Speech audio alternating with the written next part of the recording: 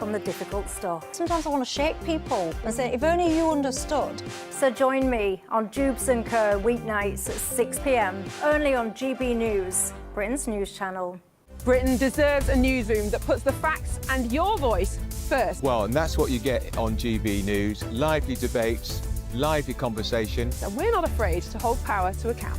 And each other. So join me, Andrew Pierce. And me, Miriam Gates, for Britain's Newsroom, weekdays from 9:30 on GB News. News is completely unique in the way that we interact with our viewers. Our audience aren't afraid to have their say.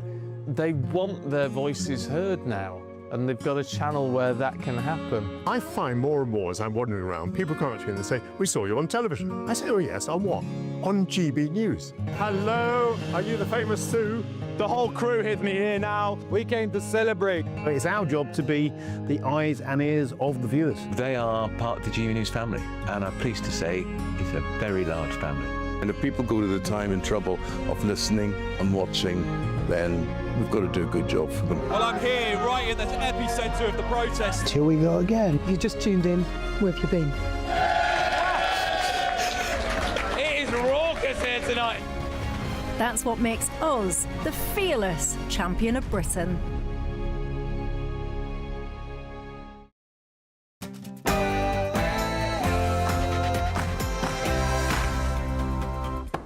Good morning, hope you're all well. Live from Washington DC, this is GB News with the stories shaping Britain and America.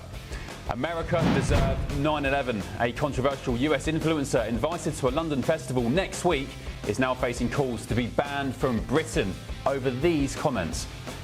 America deserved 9/11, dude. F it, I'm saying it. Like, we f***ing totally brought it on ourselves, dude. And by the way, that wasn't even the worst of them. Elsewhere, power play. President Trump accuses Iran of trying to outweight him until the US midterms and force him to agree a deal. One of the president's senior advisors will join me to give his take on these comments. We'll have to just finish the job. They're negotiating on fumes. Deportation deterrent. I think we could learn a thing or two from this in the UK. Marco Rubio reveals America now has deportation agreements with 20 third-party countries and says the tactic is forcing illegal migrants to self-deport. Is this something Britain can get behind too? Well, a senior State Department official will join me later. When you go to the person who's here unlawfully and say, we're going to send you to this third country, is all of a sudden they decide they'd rather go back to their home country instead. Elsewhere, America is projected to become a majority non-white nation by 2050. That's as Britain records record numbers of births to foreign-born parents. Is the West undergoing a major demographic shift? We'll debate that shortly. And breaking right now, explosive new files reportedly show Peter Mandelson spent his time in Washington, D.C. telling cabinet ministers in Britain how to run the country. Peter Mandelson should never have been afforded the privilege of representing this country. I'm Ben Leo and this is The Late Show Live.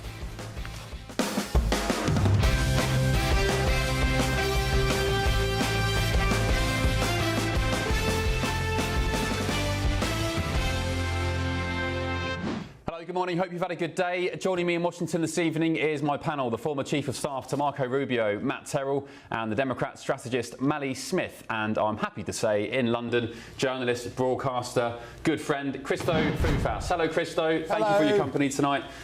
Hello you. We'll catch up shortly. Thank you. Right, let's begin this hour with a GB News alert. This government is about to face one of the biggest tests to date.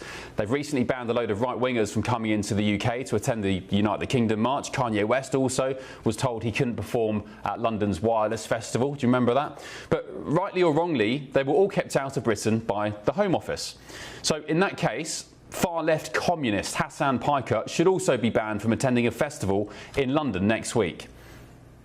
This is the guy who said he'd vote for Hamas over Israel, described Orthodox Jews as inbreds, said landlords should be murdered in the street, and said America deserved 9/11.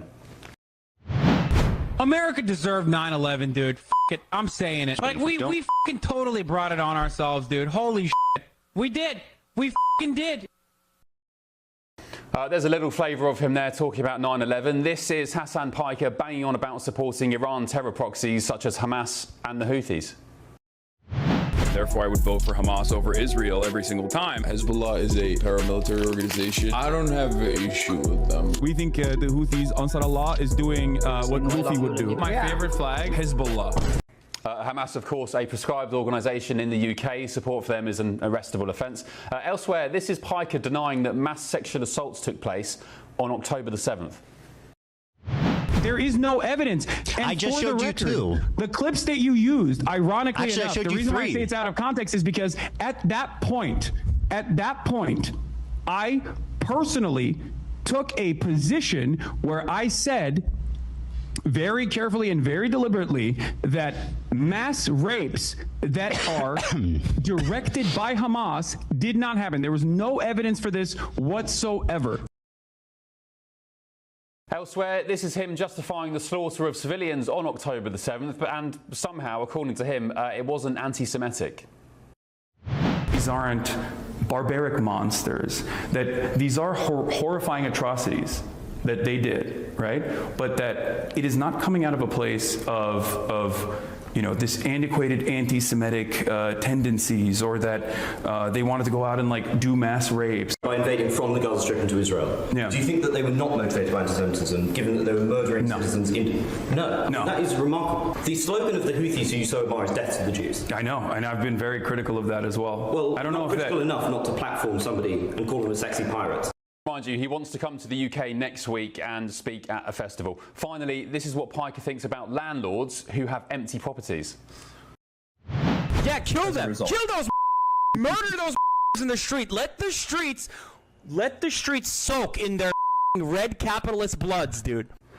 Crazy. Right, Piker broadcast most of this stuff from his reported $3 million 5-bedroom mansion in West Hollywood. Of course he does. Who'd have thought being a lunatic commie would be so lucrative? But anyway, I don't particularly care about what this angry little Turk is shouting about on the internet. What I do care about is how the Labour government now reacts to him trying to enter Britain. As I said, he's coming next week. If the Home Office is going to ban a load of right-wingers for rightly pointing out demographic replacement and the threat of radical Islam, then they can stay consistent with their approach and ban this guy from coming to London as well. For the record, I don't really think anyone should be banned from a country for thought crimes. But if you're going to apply one set of standards to Conservatives, the Home Office and this Labour government better damn well act swiftly to ensure Hassan Piker is given the same treatment as the others, because they wouldn't want further accusations, would they, of two-tier justice.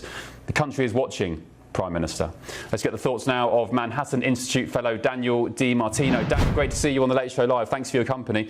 Just, I was about to say, give us a flavour of what this guy is about for our British audience, but I guess those clips kind of sum it up. It says it all, right? He's just a far-left lunatic commie scumbag.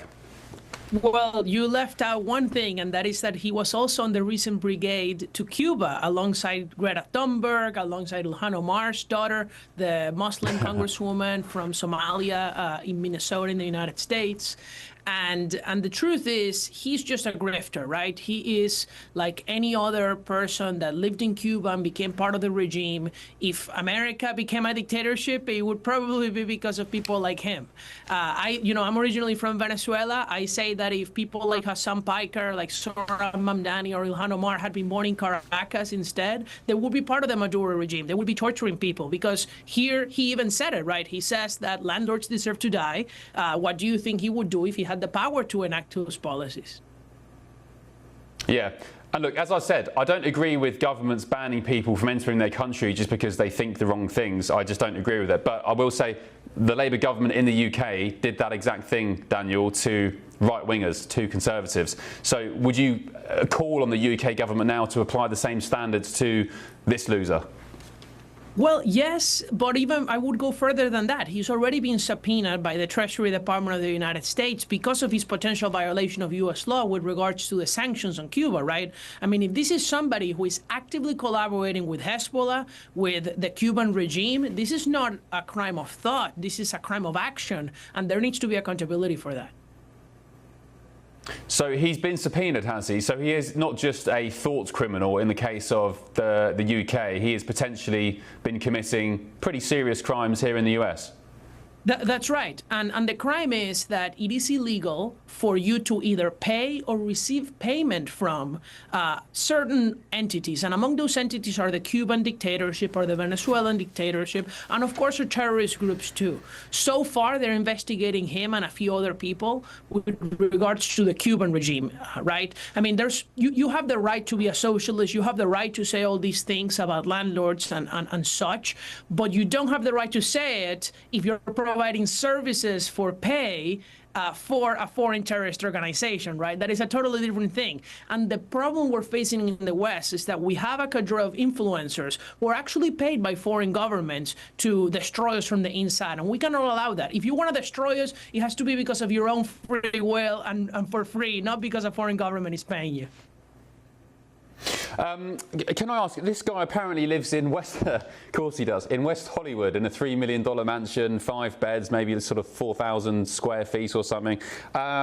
He's a Turkish Muslim. Isn't he the nephew of the Young Turks founder? Yes. You know, the Young Turks online show? He's the nephew of Cenk Uygur. That's the guy. So I just wonder, if these people love Muslim nations so much, why doesn't he leave his West Hollywood mansion and go and live in a Muslim nation? Why is he on the streets of America spewing all this kind of filth? Well, honestly, they might end up moving to Dubai or somewhere like that, probably also to evade taxation, right? I mean, these are people who certainly want to live in their lavish wealth, and I'm all for people being rich. I think it's a great thing to become wealthy.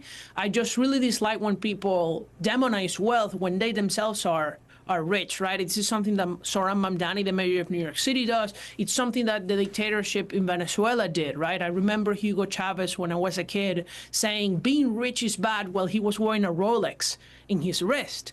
You have Zoran Mamdani saying that people shouldn't own a second home when he has a mansion in Uganda worth millions of dollars that he rents on Airbnb. You have Hassan Piker saying that being a landlord is bad when his house is worth millions of dollars. It's always socialists who are hypocrites. Yeah, well said, Daniel. Daniel, you're great. Thanks for coming on GB News and the Late Show Live. Please come back soon, won't you? Daniel DiMartino, Thanks for having me. fellow at the Manhattan Institute. Right, let's get the thoughts of my panel. Mali and Matt. Mali, I'll start with you first. Are you familiar with Hassan Piker? You must be. I mean, you kind of have to be if you're in politics. He's certainly exploded onto the scene with a lot of people watching him and sharing some of his stuff. Who's he appealing to? Who does he appeal to? None of the progressive left friends I know are Hassan Piker fans. I think they're hyper online folks. About your question, though, about this broader issue of whether he should be let into the country, I think you hit it right on the head with the monologue. If the UK government is going to hold this standard where if someone has political positions that can be deemed extreme, and they're going to do that to conservative folks, then they should do it to Hassan Piker. However, I don't think people should be punished necessarily for thought crimes, and I'm not a big fan of restricting people's travel based on not liking their speech.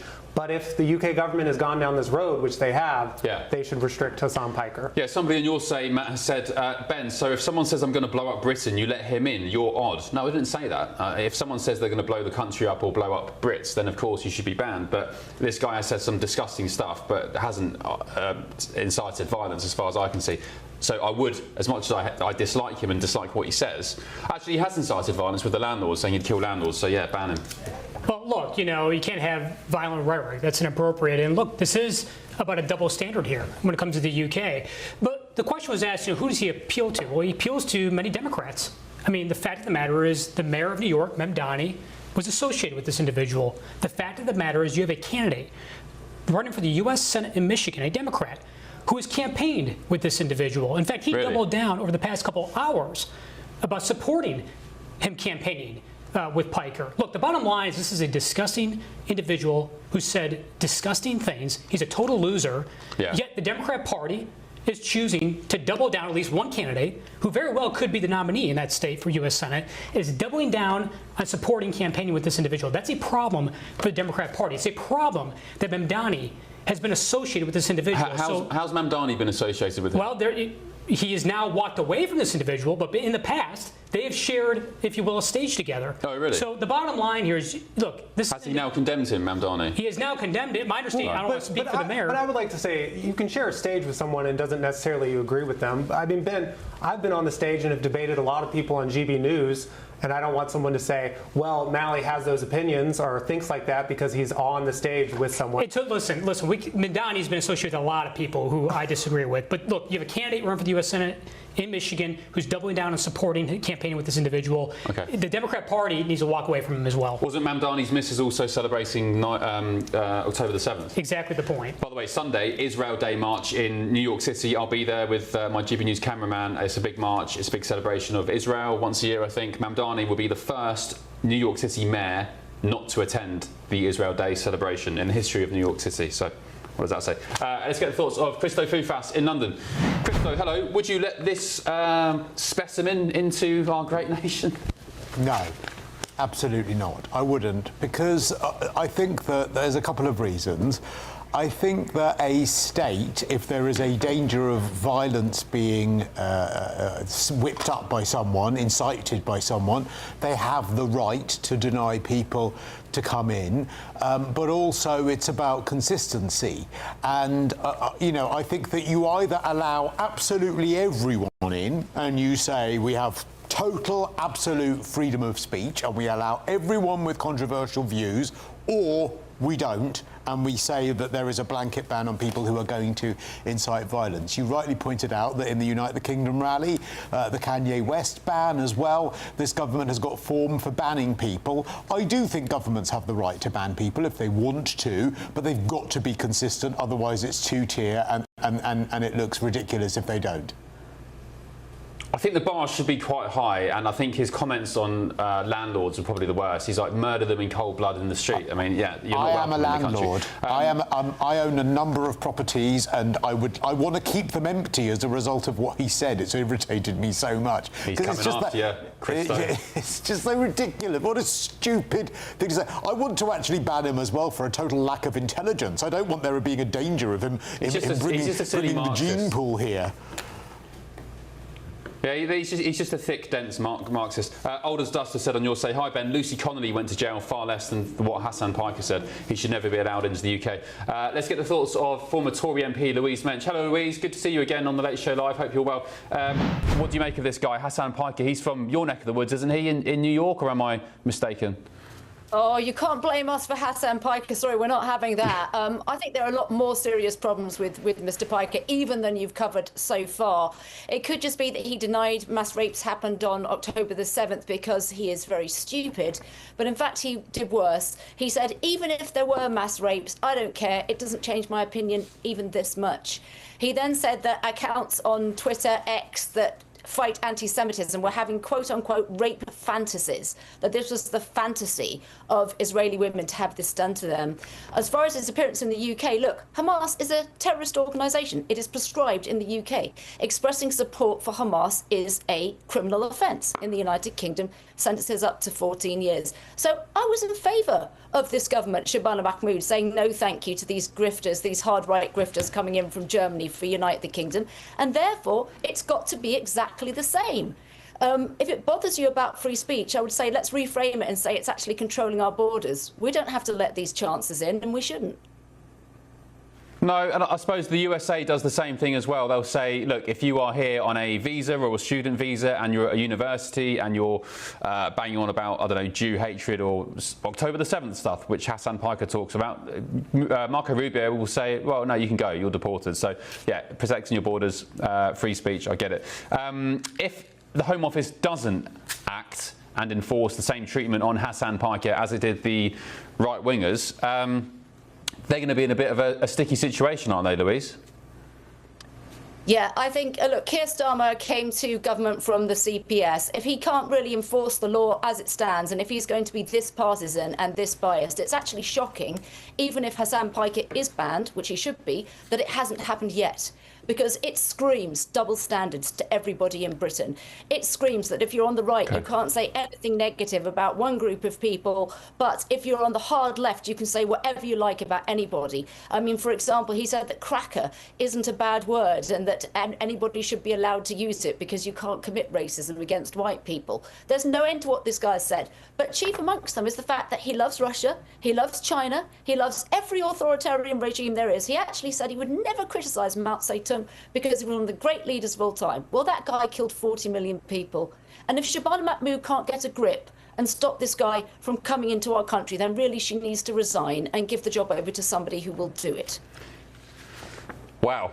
Bombshell there, Louise. I think I agree with you. Actually, it's not bombshell. It's not that controversial, is it? The guy's an absolute wrong-un. So yeah, protect your borders, protect your citizens. Louise, thank you. Appreciate you as always. Former Tory MP Louise Mensch. Take care. Have a good week.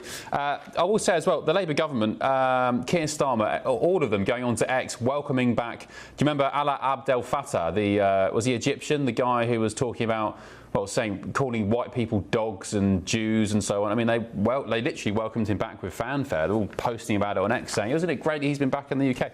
He's not been banned. So look, we wait with bated breath to see what happens with Hassan Piker. GBNews has approached Piker for comments, but we're yet to hear back. The Home Office says it doesn't comment on individual cases, but we understand it is reviewing the case, and all individuals must meet certain requirements of immigration rules. And let me tell you, GBNews viewers and listeners, I will be on this like a dog with a bone. I will be making sure we get an answer from the Home Office before Piker is due to arrive in the UK, one way or another. Has he been allowed in the UK? Has he been banned? Either way, you will find out, courtesy of me and this programme. Right, still ahead on The Late Show Live this evening.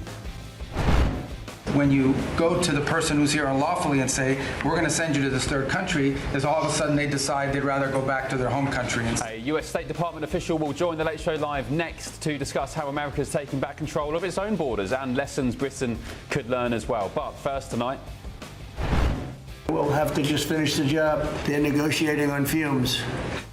one of President Trump's most trusted advisors will join me to reveal the truth behind his comments today to blow up one of its allies. This is The Late Show Live, only on GB News.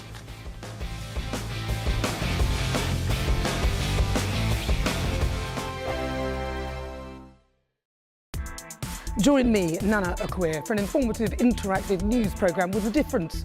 It's fun. No, he didn't say that, Dave.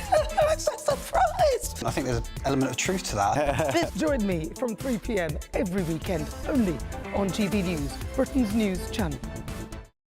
Hi, I'm Michelle Dewberry, and my show is your opportunity to cut through all the noise and dive in headfirst to some robust debates. Ideas clash. Situation, because the failure is you're deliberately avoiding my point. Nothing's held back. And if you think this is the end of it, wait for more. And we do not shy away from the difficult stuff. Sometimes I want to shake people and say, if only you understood. So join me on Jubes & Co. weeknights at 6 p.m. only on GB News, Britain's news channel.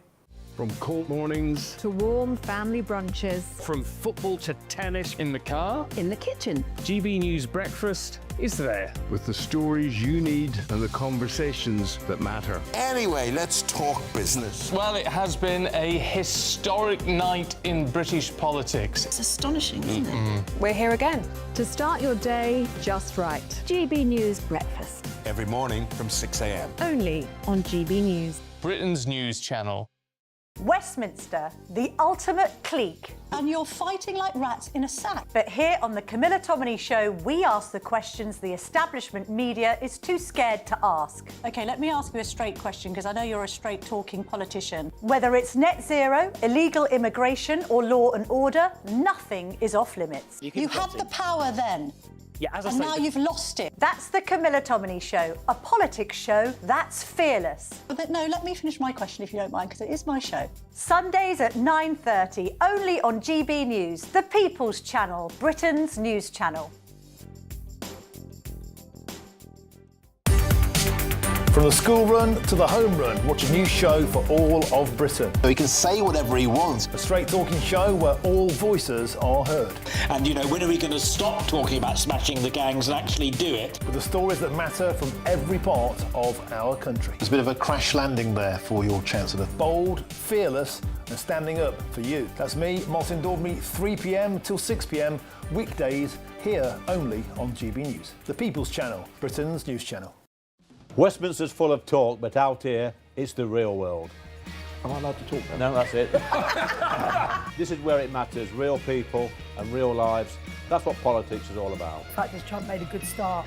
No. Straight answers, no spin, and just a couple of pints. How many fingers have I got up? About 10. So join me for Lee Anderson's Real World every Friday at 7 p.m. only on GB News. The People's Channel, Britain's news channel.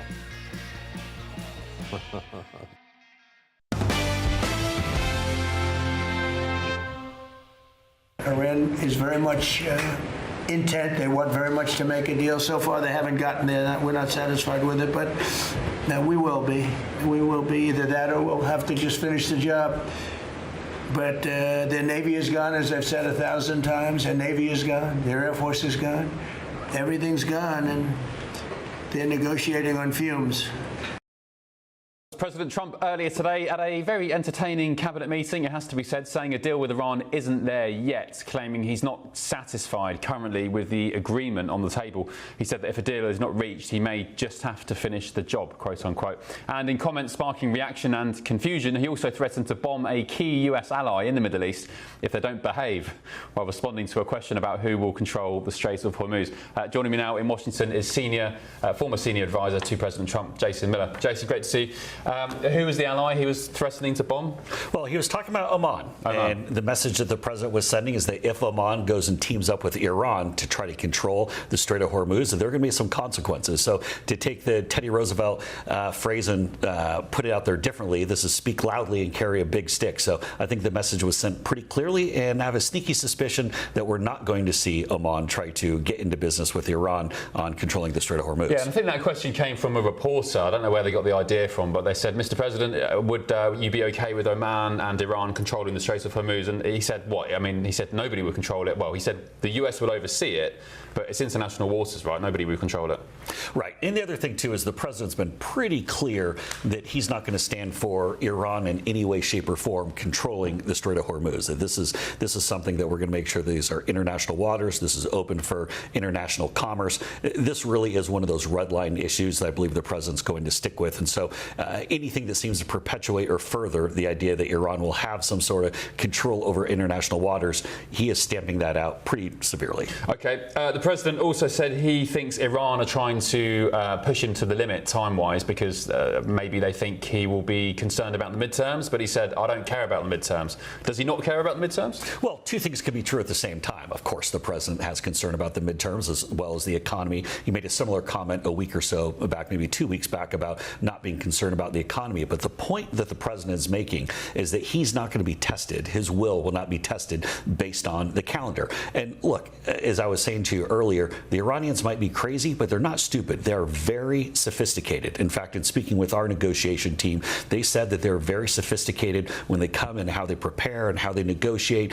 This is not dealing with some bumpkins, and just because they might have this theocratic, I guess, agenda and be a bit more driven, they can watch the news. They're probably better political analysts than the hacks over at CNN. And so they're looking at what Iran ideally would like to do is try to run out the clock as we get to the midterms, thinking that at a certain point here, President Trump will say, you know, we're too close to the midterms. I'm going to go soft on Iran. What the president saying is no way. That is not going to influence our resolve on this. And I guess they probably think that the longer they hang this out and try and hang it out, Iran, that, you know, the economic pressure, the gas prices staying high. I think the average, I think it's gone down slightly in the last few days, maybe $4.50. California's still over $6. But well, and a very important point that I want to make sure that folks who are watching understand that happened today. There were news reports on Iranian state TV talking about how that they're in discussions with the U.S. on a peace deal. So for that even to be being socialized on Iranian state TV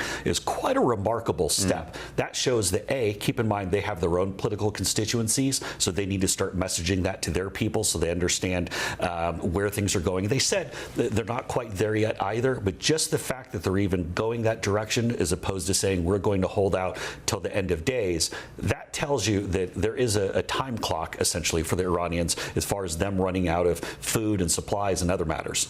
Matt, the president said that the Iranians had turned the internet back on after months and months and months after that blackout. Is that the same thing as well? They need to get that message out there to the people? Well, that's what I heard. I don't have enough detail on that. I'd be speculating a little bit as to why that was allowed to happen. But I did think that was rather notable just for the fact there are people able to start getting these messages in and out. But as we know with Iran, all messaging outside of the country is rather restricted. I was having a little bit of an X discussion earlier with some people who are saying that President Trump has failed, he's a neocon, he's completely abandoned his base and so on with the Iran conflict. What is the truth? What are any polls saying about the support for the Iran conflict?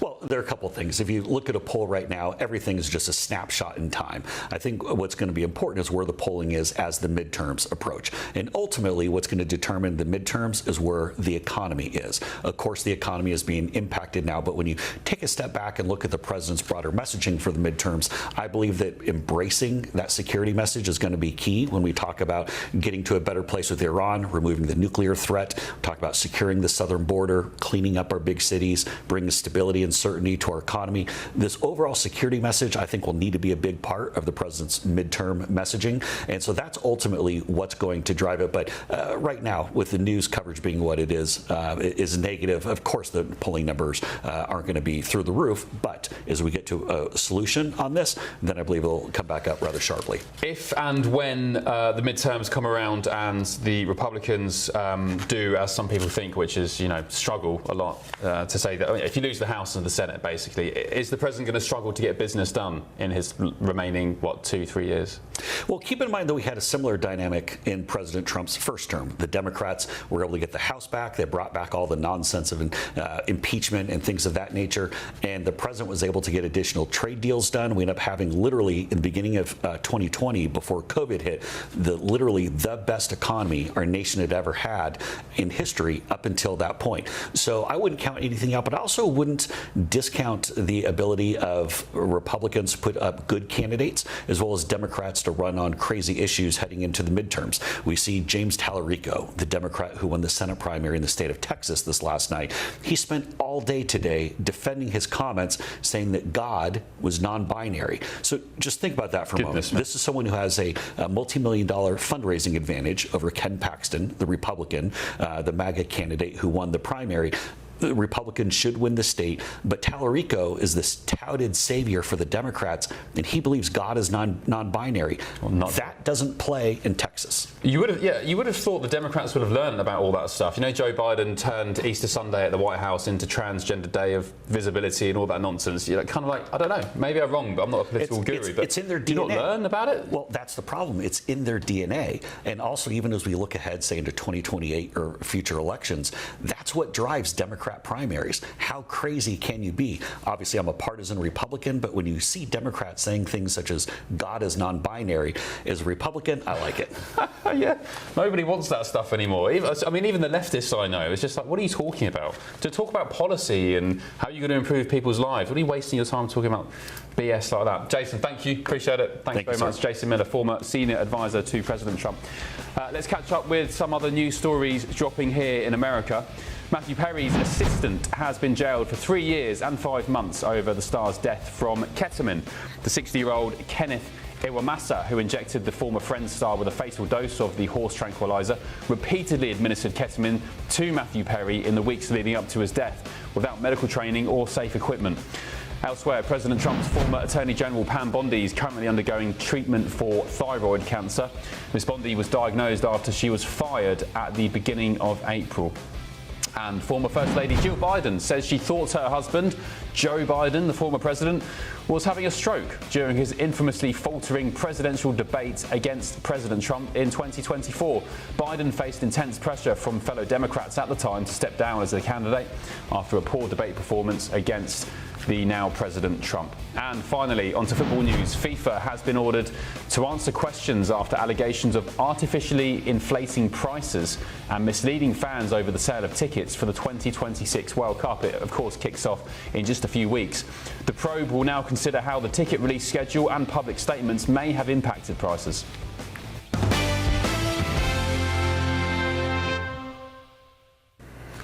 Let me tell you, ticket prices for the World Cup, absolute rip-off. They've hiked in New York, well, they did hike before they got rumbled. Train tickets, the train tickets went from $10 to $100 from the city centre to the stadiums. Complete scam, complete racket. Anyway, fingers crossed, England can do the business. Right, still ahead on The Late Show Live tonight. Having met with the owners of Canada over the course of the campaign last several months, it's not for sale, won't be for sale. But never say never. Never say never. Canadian Prime Minister, or more familiarly known as the globalist-in-chief, Mark Carney, has called the Brexit referendum a dangerous bluff as he fights to keep Canada together and brush off an independence bid from one province. But first tonight. When you go to the person who's here unlawfully and say, we're going to send you to this third country, is all of a sudden they decide they'd rather go back to their home country. Big story this. I think our British political leaders can learn a lot. A US State Department official will join me to discuss how America's taking back control of its borders and the lessons Britain can learn as well. Back in a sec on The Late Show Live. Westminster, the ultimate clique. And you're fighting like rats in a sack. But here on the Camilla Tominey Show, we ask the questions the establishment media is too scared to ask. OK, let me ask you a straight question, because I know you're a straight-talking politician. Whether it's net zero, illegal immigration or law and order, nothing is off limits. You had the power then. Yeah, as I and say, now you've lost it. That's the Camilla Tominey Show, a politics show that's fearless. But no, let me finish my question if you don't mind, because it is my show. Sundays at 9:30, only on GB News, the People's Channel, Britain's news channel. Breaking news, live updates, stories that matter. From the heart of the GB newsroom to every corner of Britain. With our team of dedicated journalists across the UK. GB News bulletins are there to deliver the latest news that matters to you. Bulletins on GB News, the People's Channel, Britain's news channel. Hi, I'm Michelle Dewberry, and my show is your opportunity to cut through all the noise and dive in headfirst to some robust debates. Ideas clash. Situation, No, isn't it? Because the failure is... You're deliberately avoiding my point. Nothing's held back. And if you think this is the end of it, wait for more. And we do not shy away from the difficult stuff. Sometimes I want to shake people and say, if only you understood. So join me on Jubes and Kerr weeknights at 6 p.m, only on GB News, Britain's news channel. Westminster's full of talk, but out here, it's the real world. Am I allowed to talk now? No, that's it. This is where it matters, real people and real lives. That's what politics is all about. In fact, has Trump made a good start? No. Straight answers, no spin, and just a couple of pints. How many fingers have I got up? About 10. So join me for Lee Anderson's Real World every Friday at 7 p.m, only on GB News. The People's Channel, Britain's news channel. I've been in Westminster for a long time, but I know that though power may be here, its effect on people's lives is across the whole of the country. We may be where rules are made, but it's where they're implemented that matters. Join me, Jacob Rees-Mogg, for forthright and frank discussion on where Britain has come from, where it's going, and where it will end up. That's State of the Nation, Monday to Thursday, 8 to 9 o'clock. Vox Populi, Vox Dei. From the school run to the home run, watch a new show for all of Britain. He can say whatever he wants. A straight talking show where all voices are heard. And, you know, when are we going to stop talking about smashing the gangs and actually do it? With the stories that matter from every part of our country. There's a bit of a crash landing there for your Chancellor. Bold, fearless and standing up for you. That's me, Martin Dordmy, 3 p.m. till 6 p.m, weekdays, here only on GB News. The People's Channel, Britain's news channel. Peter Mandelson should never have been afforded the privilege of representing this country. Breaking tonight, the latest twist in the Mandelson files has reportedly been given the green light. I'll reveal all. It's quite telling. Apparently Mandy's been, or was ordering, ministers at home in the UK on how to do their jobs from right here in DC. All the details shortly. But first, great story this. US Secretary of State Marco Rubio says America has now secured deportation agreements with 20 third-party countries as it increases pressure on illegal migrants refusing to leave. One, you touched upon the border and security. Part of securing our border is dealing with the people that are in this country unlawfully, many of whom do not want to go back to the country that they originally came from for a variety of reasons. Either we can't send them there or some judge ties us up. And one of the key things we have achieved is now 20 countries have signed third country national agreements, meaning these are safe countries where individuals who refuse to go back to their country of origin can be sent to that country instead. With me now is US State Department spokesman Tommy Pigott. Tommy, hello, good evening. Thanks for your company. So basically what's going on here is if you have, for example, an El Salvadorian guy, he's an illegal, he is being obstructive, he won't go home, you are now saying to him, okay, you can go off to Cameroon. And he'll say, oh, no, it's fine, no, I'll go home to El Salvador, and you'll pay for his deportation flights and they'll leave. Well, part of this is ending the abuse of our asylum system. I mean, the context of that we are dealing with here is for years you'd have NGOs and other groups that were essentially coaching people about how to abuse our asylum system in order to get entry to the United States. That was going on at a huge level. You had the Biden administration essentially also encouraging that, for lack of a better term, or really that is the best term in terms of what was going on, in addition to a whole host of other problems. And this is saying, no, we're going to end the abuse of our asylum system. So if you come and you make an asylum claim, there's a safe third country agreement, and you could either have your asylum claim adjudicated in this other country, or you can go back home, and that's often up to the person. So this is part of what we're seeing here, an element of saying we're going to end the abuse of our asylum system. And more broadly speaking, this is not happening in a vacuum. We're having efforts to secure the border. We're having these deportation agreements. We're having negotiations with other countries to make sure they're accepting their own nationals. And we're also ending other abuses of our immigration system, such as the refugee cap and other instances, to make sure that the era of mass migration is over under this administration. Tommy, you'll be leaving our viewers in fury and jealousy back home, thinking, why can't we do the same in Britain? Why can't we organise ourselves? So the fact of the matter is, long story short, you're telling these illegals you'll be going to one of 20 third-party countries, even if it's not your original home. You've brokered separate deals with these nations since the administration came to power in January 2025. I have to ask you, the former UK government, the Tory government, wanted the Rwanda scheme, which was a pretty similar thing. We were going to send illegals to Rwanda, and we'd had a deal with them. I think we spent millions of pounds building facilities there. Are you now using Rwanda as one of your third-party countries? Well, look, as I was saying just before we went on, I'm not going to get into the specifics of each of these individual countries. Oftentimes it's part of what's being discussed, allowing us to move forward here. Fundamentally, this is about saying if you come and you claim asylum and you are insisting that you have a claim that you need adjudicated, that this is an option where you can go another country, a safe third country, and have that claim be adjudicated while you're there. And oftentimes we're seeing people return home or ending their asylum claim and realizing that what we might have been seeing is an abuse of our asylum system. And so that's coming to an end. I know you can't comment, but I do fear, I've heard sources on the street that you'll be using UK facilities that we paid for. Because we bottled out of it, the Tories called an election and then Labour scrapped Rwanda. So enjoy those facilities paid for by the British taxpayer. I think also kind of getting to your point about other countries doing this as well. I mean, we've been very clear, especially with our European colleagues, about the dangers of mass migration. We would like to see other countries taking policies to end mass migration. They're not listening though, Tommy.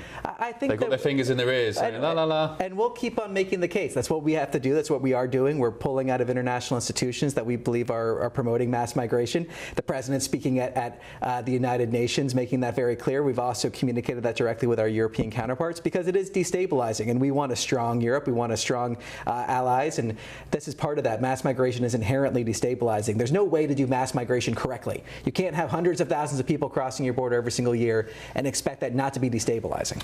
Is it demographic replacement? Because we're doing a separate story later on this show about how, I mean, it's happening in the US where a certain proportion of babies born in our countries now are, where we go, look, the areas where 80% of children are born to foreign-born parents as birth rate falls to a record low. This is in the United Kingdom. 585,000 live births in England and Wales last year, the lowest since 1976. And the majority, or a big proportion rather, are from foreign-born nationals. Well, I think fundamentally it's about where your priorities lie here, and we're making clear our priorities lie with the American people. Our job as United States government is not to have mass migration of people into our country. Our job is to make sure that we're creating opportunity. We have opportunity for people in our country. That's what we're focused on doing. And we have so many of these NGOs or other international institutions that are promoting this mass migration as if this mass migration is somehow solving problems, when in reality it's just creating them. It's creating them in places where they're going, and it's also creating them in places where they're leaving from. You cannot have mass migration and have it not be destabilizing for the entire entire world, the entire planet.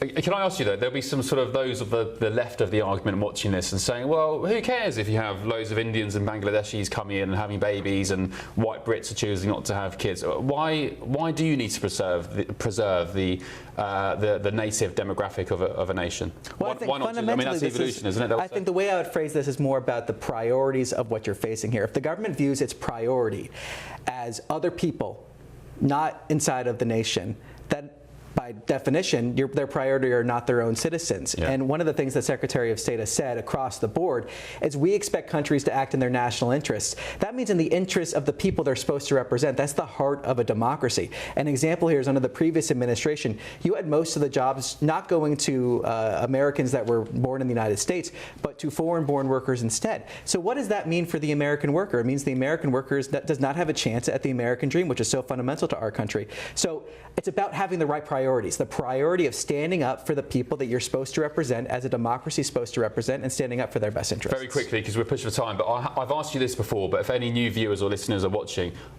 America, Rubio has said before, we'll go it alone if we have to. We don't want to, but we'll go it alone. Why do you care so much about the West, United Kingdom, coming along with you on this ride to preserve the Western civilization? Well, first of all, we want strong allies, and second is because we are a Western civilization. The bonds that unite our countries, the bond that unite Western civilization, go back hundreds and hundreds of years. It's a fundamental thing. And think of what the West has been able to accomplish from a cultural perspective, from a political perspective, democracy, the economies, the prosperity that's been able to be created, the challenges that we have been able to solve together. As the President said recently when the King came to visit, there's nothing that can't be solved by a combination of British pride and American grit. I mean, that is what we want to see to make sure that the next century is shaped by the way that we've been able to shape this century in terms of the prosperity that we've been able to see for our countries, but also the good we've been able to do for the world at large. Okay, Tommy, appreciate you very much. Thank you, and enjoy Rwanda and all the facilities we pay for.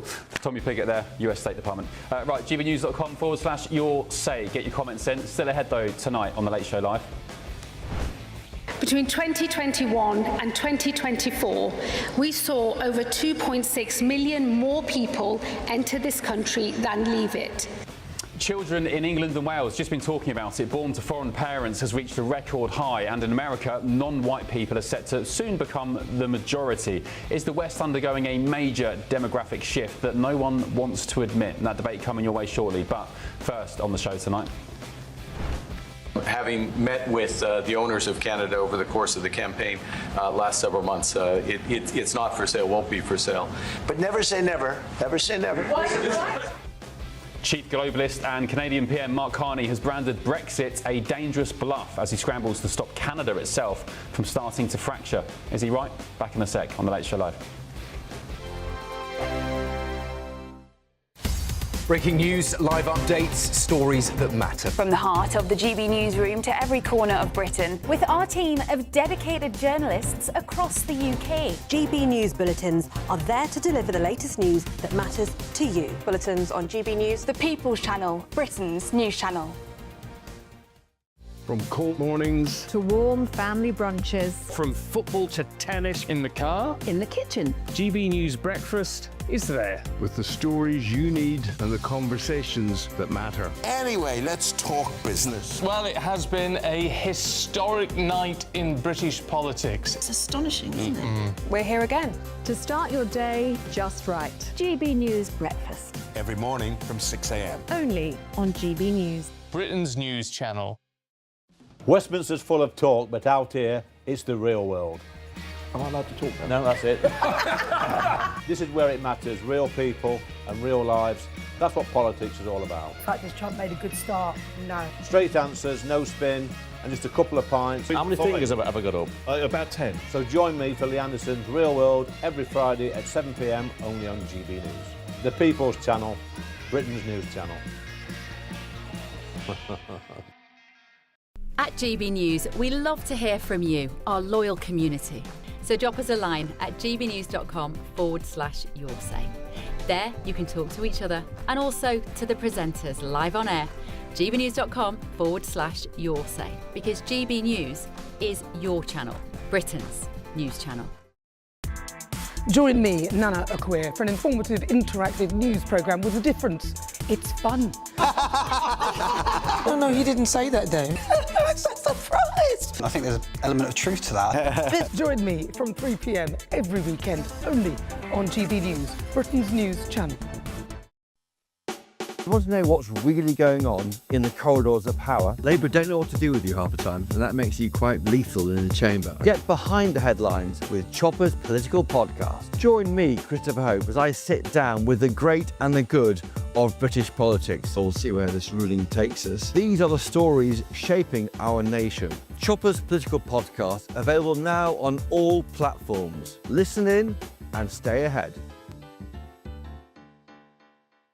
Hi, I'm Michelle Dewberry, and my show is your opportunity to cut through all the noise and dive in headfirst to some robust debates. Ideas clash. Situation, because the failure is deliberately avoiding my point. Nothing's held back. And if you think this is the end of it, wait for more. And we do not shy away from the difficult stuff. Sometimes I want to shake people and say, if only you understood. So join me on Dubes & Co. weeknights at 6 p.m, only on GB News, Britain's news channel.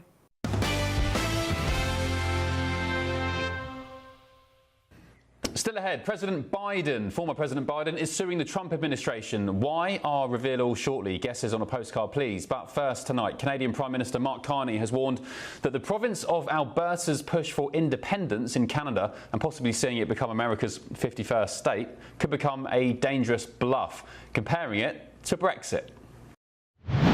What do you think of the referendum question that Daniel Smith has asked? In these separation issues, it is often advanced that vote for this and it's a free option. Vote for this and we will strengthen our hand in a future negotiation. That is a very dangerous bluff. Speaking in Ottawa, Prime Minister Carney said Britain still faces the consequences of leaving the EU nearly 10 years later, claiming the UK was still trying to undo what people didn't think they were voting for. What an insult, but what they ended up having. So he still thinks, by the way, he was the governor of the Bank of England at the time, Mark Carney. He waded into the Brexit row at the time when he was governor. He's still talking nonsense now, and he still thinks you at home who voted for Brexit, and me, is thick. He thinks you're stupid and you didn't know what you were voting for. Anyway, with me now is the co-founder of GBNews, Cian Bexty. Cian, thank you for your company. Just explain what's going on with Alberta. There's a referendum coming up, isn't there, where they basically want to break away from Canada and potentially become the 51st state of America. Just tell our viewers what's going on. Yeah, I don't think Albertans want to become the 51st state. I think that would be akin to Great Britain leaving the European Union and just subscribing to another globalist option where you're governed by an eastern capital with no self-determination. So Albertans right now are about to go to polls in October to vote on whether or not we should vote to have a referendum. And this is all thanks to Justin Trudeau and a judge from New Brunswick who was appointed in Alberta, more on that later, who told us that we can't actually vote on whether to secede from Canada because it interferes with Indigenous rights or something like that. It's absolutely asinine to say that Albertans or anyone shouldn't be allowed to vote on their own future. These people from out east in Canada seem to want to give Albertans fewer rights than they'd want to give Palestinians. So it's a little frustrating here in Alberta right now. So what is their problem, the Albertan citizens, the residents? What's their issue? Why are they voting for, why having a referendum? Well, it's been decades and decades of mistreatment from Ottawa, from the days of Justin Trudeau's father, Pierre Trudeau, and the National Energy Program, to the last decade of Justin Trudeau himself, limiting the ability of our industry, our oil and gas industry, some of the largest reserves in the world, to export that, to produce it here in Alberta. And frankly, it's more than just economic issues. It comes down to immigration as well. The entire face of Alberta has been changed, despite us electing conservative governments locally here in Alberta time after time after time, and those governments saying, we've had enough with the immigration system. Albertans can't take it anymore. Ottawa turns around and just says, here's 1 million more. And it's getting a little tiring for Albertans. Sounds familiar. Yeah, it's a common issue, I think, between you and us. So Albertans are tired, whether it's economic issues or cultural issues. Ottawa tells us how to live, and we're sick of it. Yeah. You must love diversity and multiculturalism. You must love it. And if you don't, you're a racist bigot.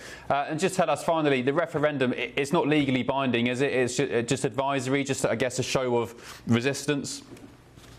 Yeah, like I said, over 700,000 Albertans signed a petition saying we want to have a vote on this. And this is something that our legal process allows for. And right after that was filed with our elections commissioner, a judge from New Brunswick said, no, you didn't speak to Indigenous people about this, therefore you do not have a right to vote on this. So our Premier, Danielle Smith, a Conservative Premier, who has said, in a similar way to David Cameron, that she's not supportive of leaving the country, but she will allow a vote on it. She says that those 700,000 Albertans deserve a right to go to the ballot box and decide.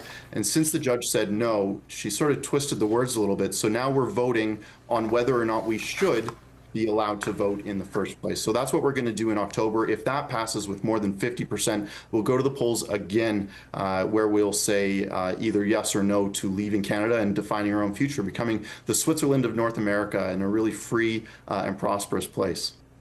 Love that. The Switzerland of North America. I love that. Look, all the Brexit voters in the UK, Cian, are supporting the citizens of Alberta. Decide your own future. And I'll tell you what, they will put up a fight against you, the establishment. They'll call you racist. They'll call you bigots. They'll call you far right and Nazi, Hitler, whatever. We've had 10 years of it. And yeah, good luck to you is all I'll say.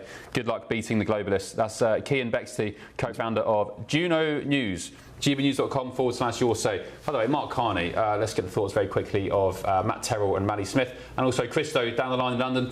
Mark Carney still banging on about Brexit now, saying Brexit voters in the UK didn't know what they were voting for. Yeah, I mean, I think you guys currently have the worst of all worlds in that you've left the EU, you have all of the issues of leaving the EU, but I don't think you guys have defined what you guys are on the national stage. So you're a bit in this limbo where you're out, but politically and just what your status is to the rest of the world is a bit unknown. Okay. So, Christo, what is our status according to you? Well, okay, you're going to probably shoot me for this, but we'll go ahead anyway. I agree with him. In as much as I don't agree with what you're saying, attributing to him about him thinking that I don't think people are stupid who voted for Brexit. I don't agree with that. But I agree, and I think actually, Ben, you do too, that no one got what they wanted by voting for Brexit. No one got what they were told they were going to be getting. Now, that doesn't mean that people were stupid. That doesn't mean that they were wrong to vote for Brexit. But you've even got figures like Jacob Rees-Mogg saying, look, actually, what we've got now is worse than had we stayed in the EU. Yeah, but I don't think Carney's saying that from a sympathetic... Sorry to interrupt. I don't think Carney's saying we're trying to undo what people didn't think they were voting for because he's being sympathetic for the fact that Brexiteers have been shafted by the Uni Party. I think he is saying Brexit voters are thick. He's a massive global... He was just in China. He's a massive globalist. He's with Xi Jinping. I know you don't like the messenger. I understand that you... And I understand that Carney was one interfering during Brexit. But that doesn't mean the message is wrong. And my view is, at a time when actually we're at a crossroads where you've got people like Burnham and Streeting saying, actually, if we become leader, we're going to try and strengthen our ties with the EU.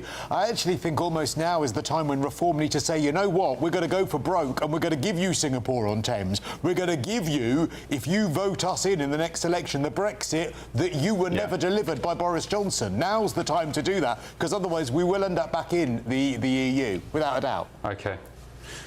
Matt, sorry to squeeze you. You've got 20 seconds. Any thoughts on Carney? Yeah, look, I don't think it's the result of Brexit that's on the table right now. It's why people, such as in Canada, Alberta, are making the decision, or many of them appear to be making the decision, to want to do the Brexit route. And as they're dissatisfied with the status quo. They're dissatisfied with the leader in Carney. You heard it in the previous interview, talking about the inability to export energy, the inability to be able to really decide their own future. That's what this is about. People from the UK to Canada standing up and saying, you know what, we want a better future. Okay. That's what's on the table. Thank you, Matt. Appreciate it. Christo, thank you. Hang tight. Viewers, listeners, more coming up in the next hour, including this. You've allowed millions and millions and millions of people to come into your country. that shouldn't be there. And by the way, that's all over Europe. Europe is a different place.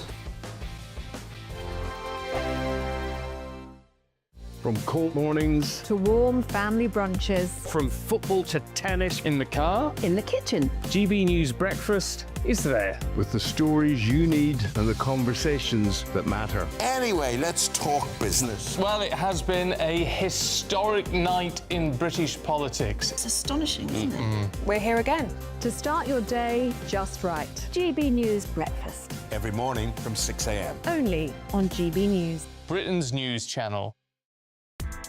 Join me, Nana Akweer, for an informative, interactive news programme with a difference. It's fun. No, he didn't say that, Dave. I'm so surprised. I think there's an element of truth to that. Join me from 3 p.m. every weekend, only on GB News, Britain's news channel.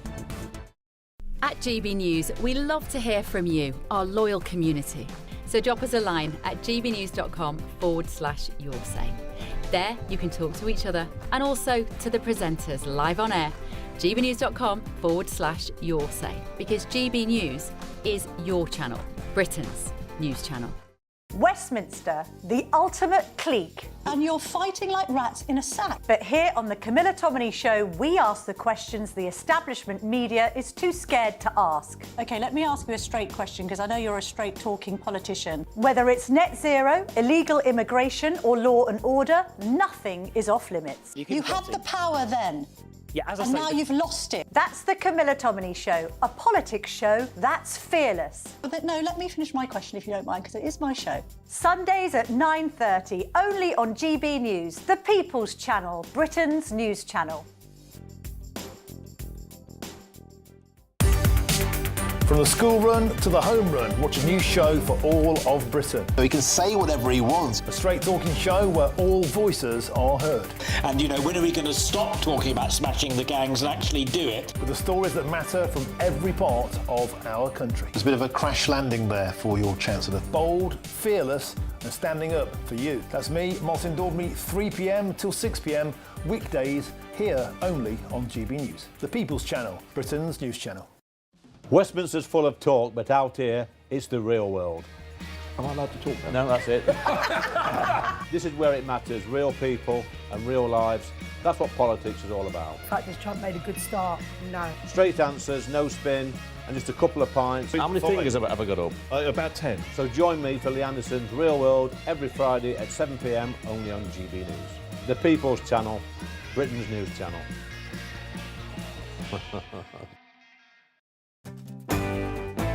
I'm Tom Harwood.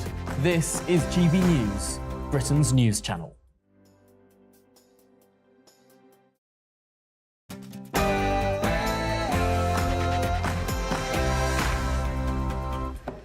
Live from Washington, D.C., this is GB News with the stories shaping Britain and America. Elsewhere tonight, President Trump accuses Iran of trying to outweight him until the US midterms and force him to agree to a deal. President Trump's senior advisor, Jason Miller, joined me earlier. As I was saying to you earlier, the Iranians might be crazy, but they're not stupid. They're very sophisticated. In fact, in speaking with our negotiation team, they said that they're very sophisticated when they come and how they prepare and how they negotiate. Deportation deterrence. Marco Rubio reveals America now has deportation agreements with 20 third-party countries and says the tactic is forcing illegal migrants to self-deport and go home. Is this something Britain can get behind? US State Department spokesman Tommy Pigott joined me earlier. We would like to see other countries taking policies to end mass, and we'll keep on making the case. That's what we have to do. That's what we are doing. We're pulling out of international institutions that we believe are promoting mass migration. The president speaking at the United Nations, making that very clear. We've also communicated that directly with our European counterparts because it is destabilizing, and we want a strong Europe. Also tonight, America is projected to become a majority non-white country by 2050. That says Britain records record numbers of births to foreign-born parents.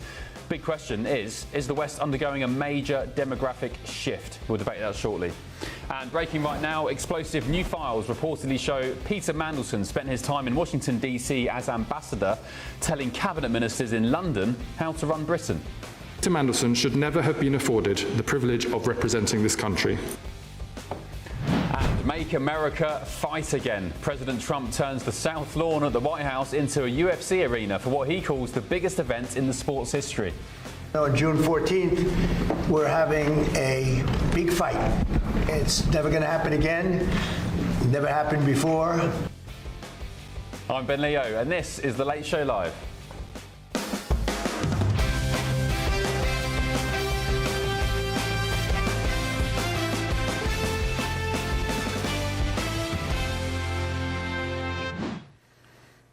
Maybe not the first time somebody's had a limb snapped or been choked out on the South Lawn of the White House. If we go back to the the Revolutionary War, yeah.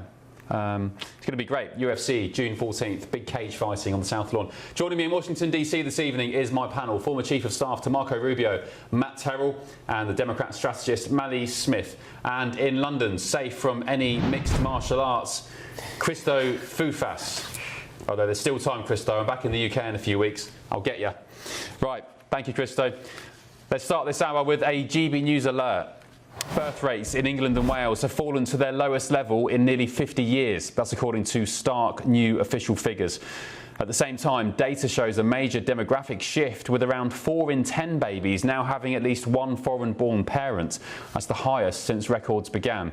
Meanwhile, new projections suggest the United States could become a majority non-white country around 2050, driven by immigration and, similar to Britain, changing birth rates.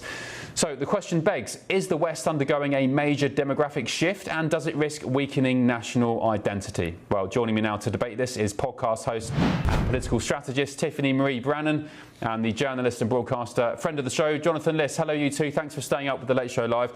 Tiffany, I'll start with you first. People of the left of the persuasion would say, well, so what? This is multiculturalism, this is diversity. White people aren't having babies. Foreigners, immigrants to the country are willing to do that. So what's your issue, Tiffany?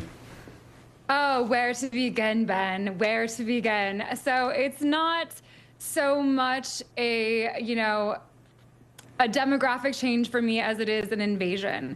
You look at the UK, you look at the amount of people that are coming from these foreign countries. 6 out of the top 10 include Pakistan, they include India, Nigeria, they include Ghana, they include Iraq, they include Afghanistan. These are not countries that share any of our Western values or cultures. They are not people that are coming here to necessarily assimilate. And I'm not just talking about the United Kingdom, I'm talking also about the United States. Now, back in the 80s, when I was growing up, by 1980, 80% of the United States was white. Now, we've seen that change drastically, as you said, is by 2050, we estimate it will be a minority white country. Now, this is not about multiculturalism, and multiculturalism is what's killing Europe, and I have no interest in that. I want to reclaim my culture. Western Christianity has a culture. White civilization has a culture, and I'm very sick and tired of the entire world, including Europe, becoming homogenized by mass migration. Okay, very quickly, how's it killing Europe? Oh, I grew up going to Europe. I can't recognize Paris anymore or London. When I travel in Europe, I used to have these beautiful, unique experiences. So culturally, you have that, but then you also see the heavy burden of all this mass migration on the taxpayers. You see the filth on the streets. You see the crime rate. You see the rape insurgencies. Christmas markets are no longer safe. They now have to be barricaded because of the crazy migrant crime. I'm tired of it. I want a Germany that celebrates Christmas. Okay, Jonathan, you were chuckling away there. What was tickling you? Ben, I honestly, I don't know where to begin with what I've just heard. It's just, there's actually one word for it, and that's racism. It's racist trash from start to finish, and I honestly I won't reduce myself to the level where I engage with it, because it is just so offensive. It's just that's a cop-out. You can't just say, oh, racist, I'm not debating it. Come on, Jonathan, you're better than that. It's completely ahistoric. White Christians say that sort of Paris is filthy because of migrants. Because brown people smell. What's the problem here? What exactly do you want? Tell me what you want Europe. I want young white women to stop being raped by migrants. Mostly. Let me ask you questions. So for example, the majority of rapists in Britain are white. So presumably so the men are the problem really. So maybe men should be sort of killed at birth, or brown people should be killed at birth, or brown people should be deported, or what exactly do you want to happen? I don't exactly know what the silly thing to say. Should brown people be killed at birth? What I would have to say to you, Ben, because actually the racist impulse is so extremely strong, because when we're actually looking at the statistic that you mentioned, no one even talked about whiteness. In the British story, it's about foreign-born people. The king would fall into that category because his dad was born in Corfu. Both my parents were born elsewhere. I'm sure Tiffany doesn't object to my being British or to my being alive or anything like that. But at least they're European. I don't think that I have. Well, actually, no. Well, my parents wasn't born in Europe actually, but I don't think that I have vitiated British culture in any way. I think I'm as British as anybody else. I'm certainly more British than Tiffany is, so I could go on. Winston Churchill, he would fall into the category because one of his parents was born abroad, and so many people were born abroad. It doesn't actually matter where you were born, because guess what? When you're born, you become British. You grow up in Britain. That becomes your country. I don't understand what the problem is where people are born, where people come from. Okay, so if I go to Japan and I stay there for 5 years and I get citizenship and I get a passport, and then I bring my white wife over, my white English wife, and we have kids, are my children Japanese? Yes, Ben. Yes, they are. Right. So you're completely erasing a people in the Japanese, an ethnically descript people of Japanese, just because we're born there. So English people don't exist. I want to ask you a question, Ben. A very simple question: is the definition of being Japanese having slanted eyes? Because that is basically what you just advocated. If someone grows up in Japan, Jonathan, and they you're missing the point. Genetically, Tiffany, genetically, we are not. Yes. Okay, so let's do a little science project, shall we? Because just because you're born somewhere doesn't magically make you something. That's not how life works. It's also not how genetic works. There's a reason why you can do an ancestry DNA kit and find out where your people came from, where you ethnically are from, because there is an ethnicity. I am not Japanese. It doesn't matter if I am born in Japan. It doesn't matter if I'm raised in Japan. I am not a Japanese person. I'm a white person that then was raised in Japanese and I'm not done. And has Japanese citizenship. Not the same thing. So where's the start from? Jonathan, you just gave a massive monologue, so let Tiffany finish. The culture that I'm raised with as a white Western woman, even living in Japan, that comes with my own culture from my own parents. And guess what? They're not Japanese. I'm not going to be taking my shoes off and sitting on the floor. And just because I don't have slanted eyes, which is a very racist thing for you to say, Jonathan, it doesn't mean that I suddenly can assimilate to this culture. It is about assimilation, which is the point that you and everyone on your side seems to not understand. There is no more British culture in a lot of these city centers because it's been so multiculturalized that now the old mom and pop shop, the old British home shop that you used to have on High Street has been replaced with a kebab shop or some foreign language that I can't even read. And do you know what? You know, fish and chips. You know, fish and chips was brought to Britain by immigrants, by Jewish immigrants who fried food, the British staple. Most British people would not go out for a jellied eels. They go out for a curry. Guess what? That was brought here by immigrants as well. What you're saying is racist, unvarnished tripe. And that's another food we don't eat very much. It's not racist. It's reality. Yes, Britain didn't have a culture. England has a culture. America has a culture. Listen, I'm really sorry if you don't like the fact that what you're saying is racist. Why are all the people raping the young little girls? Why do they all come from the same country? If you're both talking over each other, I can't debate this. I can't debate that. All right, see you later. Thanks. You can't just come on and say it's racist. I can't debate. I mean, if that's there are certain things we can debate. There are certain things we can debate. Someone's saying racist stuff. I don't know how to debate it except by saying. The reason why you think my kids would be. The fact that you're calling something racist my kids would be Japanese if they were born in Japan is insane. Yes, then I think that if your kids were born in Japan, they grew up in Japan, they spoke Japanese, where else would they be from? This is a nonsense argument. Of course they'd be Japanese. And Japanese people would accept that. They're not ethnically Japanese, Jonathan. No, they're not. They're not culturally Japanese. They're not ethnically Japanese. Ethnicity is also culture.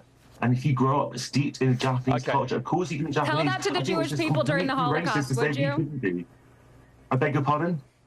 So tell that to the Jewish people during the Holocaust. I'm sure they would love to hear that Tell them statistic. what, they couldn't be Also, if you want to go into how something doesn't translate, the Maoris have the lowest IQ rate. God, stop Look interrupting. what they've done in Minnesota. Goodness me, you want to get Jonathan. into that? Let's bring in Christo. I didn't understand. I want Christo to get involved in this. Do you not believe in IQ rates either, Jonathan? Does that not exist? I missed it because my... Right, Jonathan and Tiffany, hang on the line. Christo, if we introduce you into this debate, what's your take as we, if we get Tiffany and Jonathan back, if they've not disconnected? Christo, your take on this? Well, look, I think that you can be a nationality and you can be an ethnicity. And those two things, one does not automatically mean that the other is the same. So, for instance, I am British, I am of Greek descent. I don't no longer become of Greek descent when I become British in nationality. I was born in Britain, but that doesn't then immediately, I'm sort of responding to Jonathan's point here and your point about being Japanese. You can be Japanese in your citizenship, but that doesn't mean that you are ethnically Japanese. And that is, I think that is the point you don't seem to be able to get your head around, Jonathan, is that those can be two different things. You don't become Japanese ethnically by just getting Japanese citizenship and integrating within the Japanese culture. Christo, as we've discussed this before, we were on a panel with Charlie Downs, who's basically saying that you and I couldn't be English because of our heritage. And the question that comes from that argument is, at what point are you allowed to claim an ethnicity for yourself? Because otherwise it becomes a racial category. If your parents are born somewhere, if you're born somewhere, or if you marry someone, or if you have a baby with someone who's from that place, are those children able to identify in that ethnicity? These are Jonathan, not. can I ask you a question? Do you not think then, Jonathan, that there is a danger though by you being so almost the word I'm going to use is militant, and maybe it's the wrong word, about where you are born being what you are? Well, then aren't you erasing people's ethnic roots? You know, if I am just British, then what about my Greek heritage? When did I ever say? Jonathan, can I ask you a question? When did I ever say? Yes, but can I just answer Christo's point very quickly as well, Ben? The point is that I'm not erasing anyone. I would never erase your ability to be Greek or British or anything. I would never. What's the only thing that's being erased here is sort of my right to be English or someone's right to be Japanese in this fictitious scenario. People can be lots of different things. They can have lots of different identities. I don't know why we have to cut things off in the name of what I actually think is much more political correctness than what I'm saying. Jonathan, do you accept that white British and white English is an ethnic group? They are a people. Do you think that I'm white British, Ben? I don't know what your background. I'm asking you a question. Well, I'll tell you. Okay, I'll tell you. But that's it. It's important because if you say white, so am I? Because people never seem to know if Jewish people. Answer the question, Jonathan. Don't try and get smart. It's not about being Jewish, Jonathan. Is white British culture a real thing? Tiffany, am I white British? I'm telling you, my parents. You're not Jonathan, acting like it. I'm gonna, Jonathan, with respect, if you can't answer a question, hang on a minute. It's not about you. It's not about you. If you're just going to come on, hang on, Tiffany, stop a sec. Stop. Jonathan, I'm not going to let you get away with coming on the show just crying racist and then not answering my question. Is white British and English an ethnicity? Of course there is. But I'm saying that who gets to be in that? Do I get to be in that? I don't know. I've not gone into a background, but if you accept they are a people with a history, and they are in fact on the census. There is an option on the census for white British and English. They are a people, and much like the Japanese, much like the Ghanaians, much like the Chinese, they have a right to preserve their own native identity and their culture. So just coming on a show and saying, well, you are essentially saying white British people and English people as an ethnicity, not as citizenship because you've got a passport that says you're British, even though you've come from Bangladesh 7 years ago.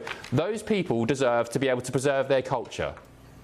I'm saying that if you can identify to me, Ben, what white British is, and if you can identify to me if I fit into that category because of the colour of my skin, because basically you're reducing it to skin type, and a skin colour. Jonathan, no one's reducing it to so skin type that's- except for you. You don't seem to understand that you this is an literally actual said- recognized literally said the white demographic. British It's people not need to about be a you. protected It's category. a Jonathan, white recognized British is an demographic. answer on the census, man.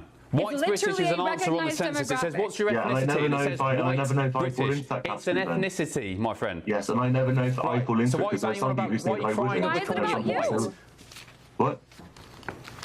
Why is it about you, first of all? And secondly, if you can't recognize that the British people, the people of the Isle of Britain, are descendants from a very specific culture that we know has its own genetic code, and therefore the culture that has happened over thousands of years and hundreds of years that built the British Empire.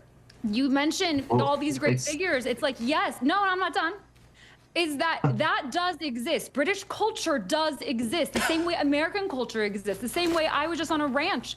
The same way that, you know, we think about the West. The same way that we think about when I'm driving down Pacific Coast Highway in Malibu, when I'm on Route 66, when I'm sitting there waving my American flag, to see cowboys, to see all the people that have this iconic American way of life. A cheeseburger, okay?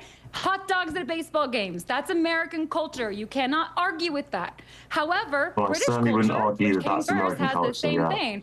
I'm sorry you want to interrupt me, but I'm not going to let you do it. So here's the thing. You can't. I attended school. I went to uni there. I went to St. Andrews. I went to Oxford and Cambridge as a C.S. Lewis scholar. There's a very specific, which I'm sure you are aware of, culture to going to school at Oxbridge, to understanding what that's like. That's British culture, my friend. And just because you're confused about if you are Jewish or white or what that means, doesn't mean that the culture doesn't exist. You do not matter in this equation. Let me assure you of that.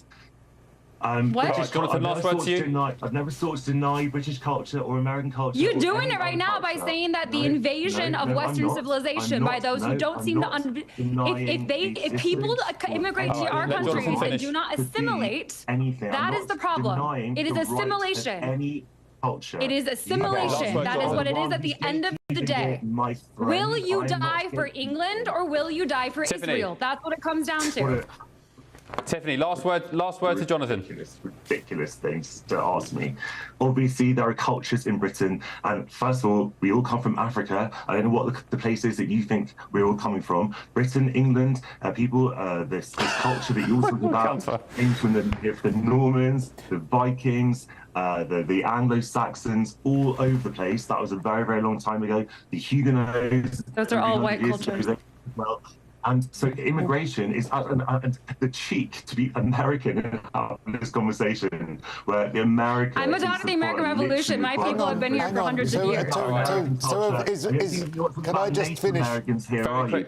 But actually, people have a right. Of course, there's a British Christo, culture. last word to you, then we're going to say goodnight. It's changing all the time.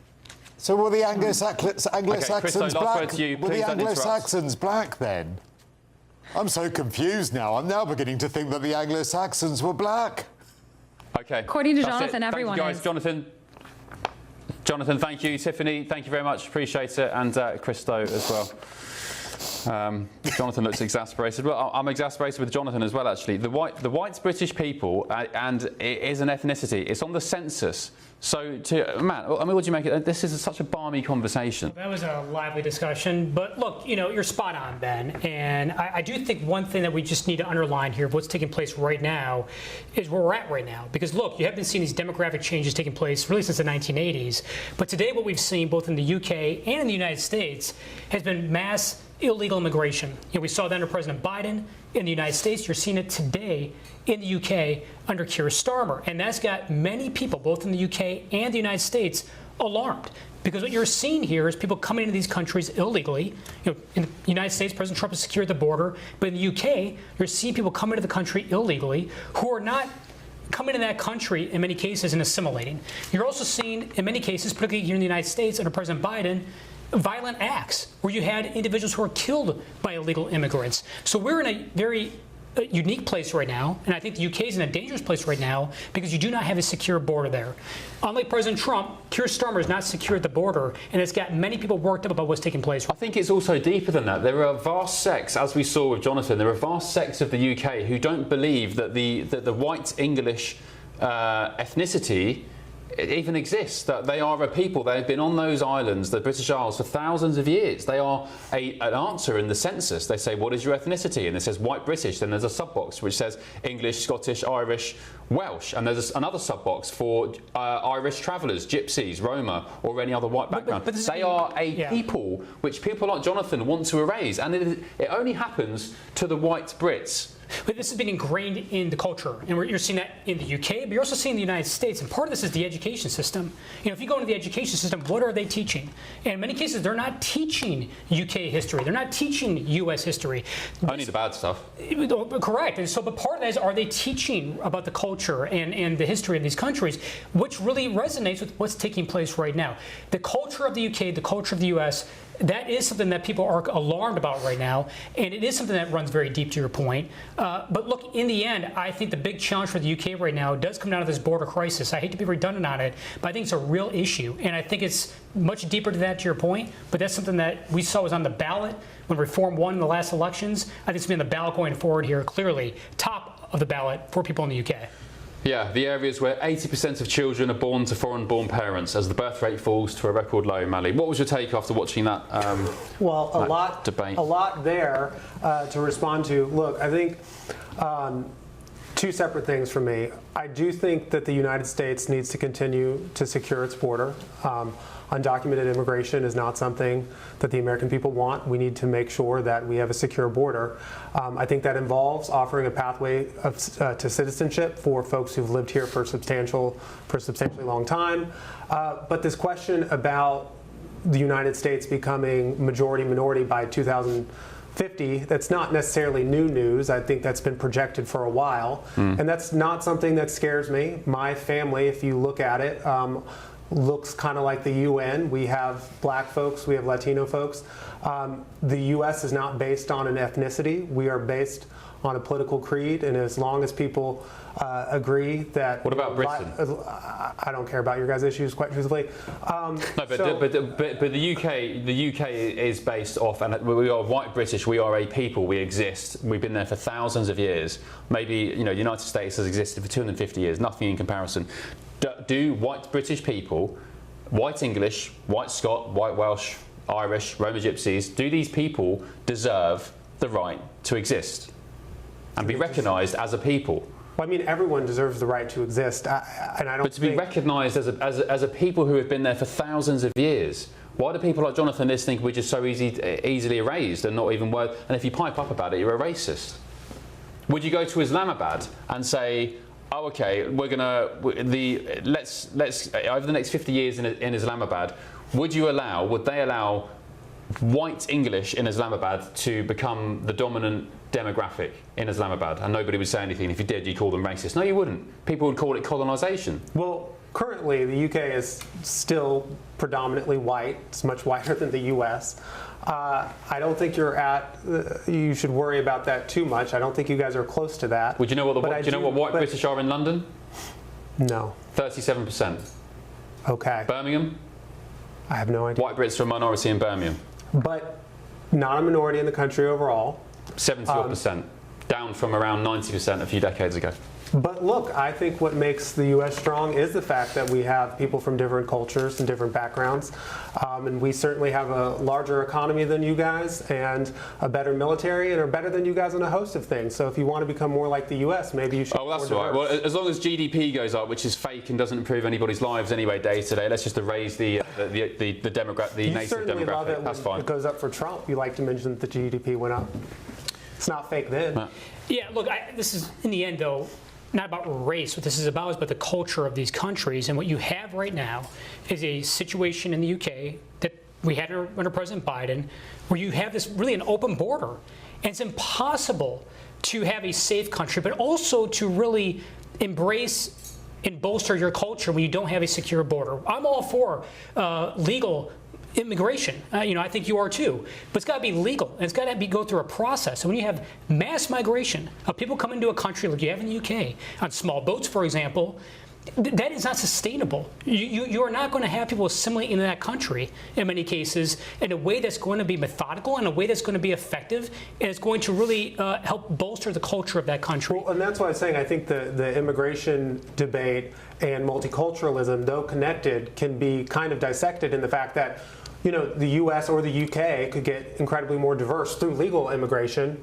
But I think whether you're in the U.K. or the U.S., you don't want folks coming through illegal means, right, and have an increase of undocumented folks. But just the idea that the U.S. is getting more diverse, given that my family is incredibly diverse and I'm not scared of other races, doesn't impact me. Yeah. Maybe I'm not even totally white British. I think my mum's great-grandma maybe was Spanish, and that's why I've got olive skin and I tan within 15 minutes and don't burn, you know? Who knows?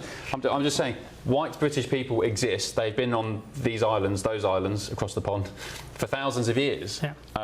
You know, you can't just get a passport and then replace them.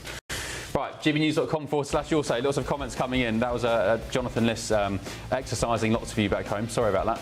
Maybe go and get yourself a nice hot chocolate or something to calm down. Right, still ahead of my Late Show Live tonight. You know, Biden, Sleepy Joe Biden, one of the worst, definitely the worst president in the history of our country. Well, President Biden is suing the Trump administration, but what do you think he's triggered this legal firestorm? What's his problem? I'll reveal all in just a sec, but first tonight. You know, on June 14th, we're having a big fight. It's never going to happen again. Never happened before. I'll bring you a first look at the White House's new addition coming to the South Lawn. Bam, bam, bam, bam. Any guesses? It's causing quite a stir. Back in a sec.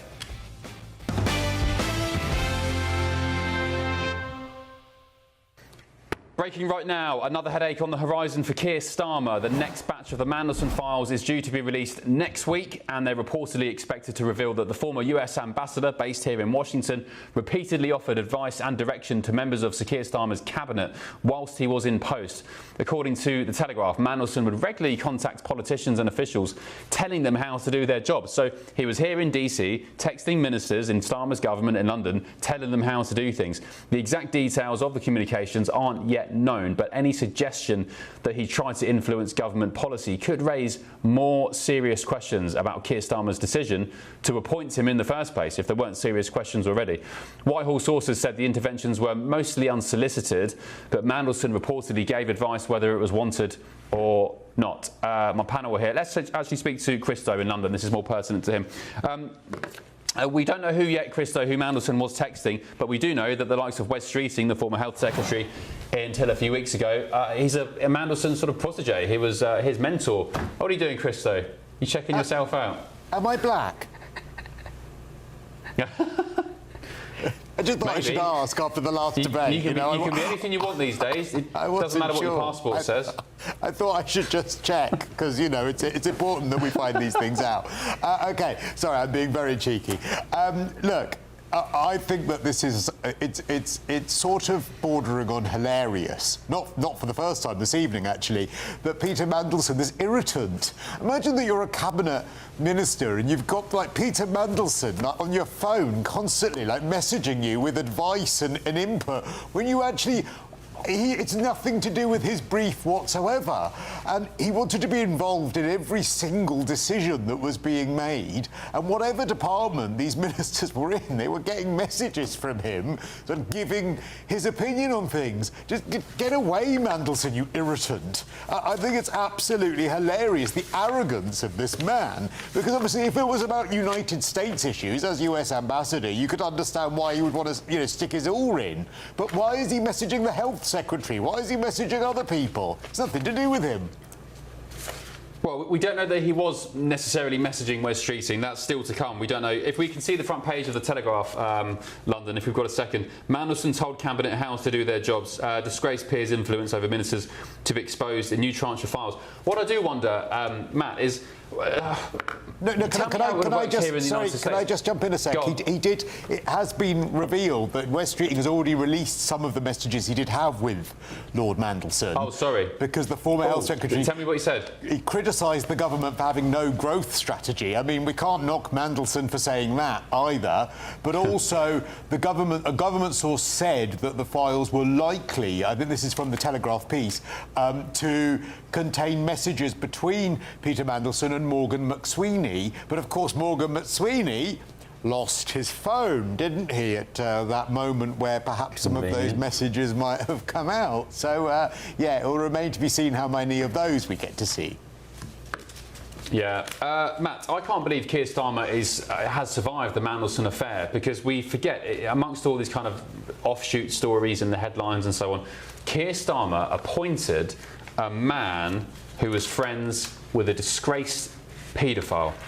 That is the sort of gist of it. That's the genesis of this story, which gets lost in all these sort of subplots. But he survived it. He survived this scandal, Keir Starmer. Now, and that's not even getting into the vetting. Keir Starmer didn't know that the vetting came back that it was a no and that he was a wrong 'un. Yeah, absolutely. Look, I mean, this just makes Keir Starmer look like he was out of the loop. And that's the worst kind of look you can have as a leader. And look, at the end of the day, it's a little bit rich for Mandelson to be telling other people these reports are accurate, telling other people how to do their jobs, where instead Mandelson should have been focused on doing his own job well. And he certainly did not do that. I mean, this is somebody who reportedly appears to have given out information he should not have around the 2008 financial collapse. This is someone, to your point, Ben, who failed his vetting. And look, so this is a bad look for Mandelson, but in the end, it really is the story that Keir Starmer wants to go away, but won't go away. It's a story that certainly is damaging his ability, I think, to hang on as Prime Minister. And I'm equally surprised, frankly, that he has survived this. But the bottom line here, it's a story that won't go away. It's a real problem for the Prime Minister. OK, yeah, indeed. Let's get the thoughts of former government advisor Rob Midgley, friend of the show. Hello, Rob. Great to see you, my friend.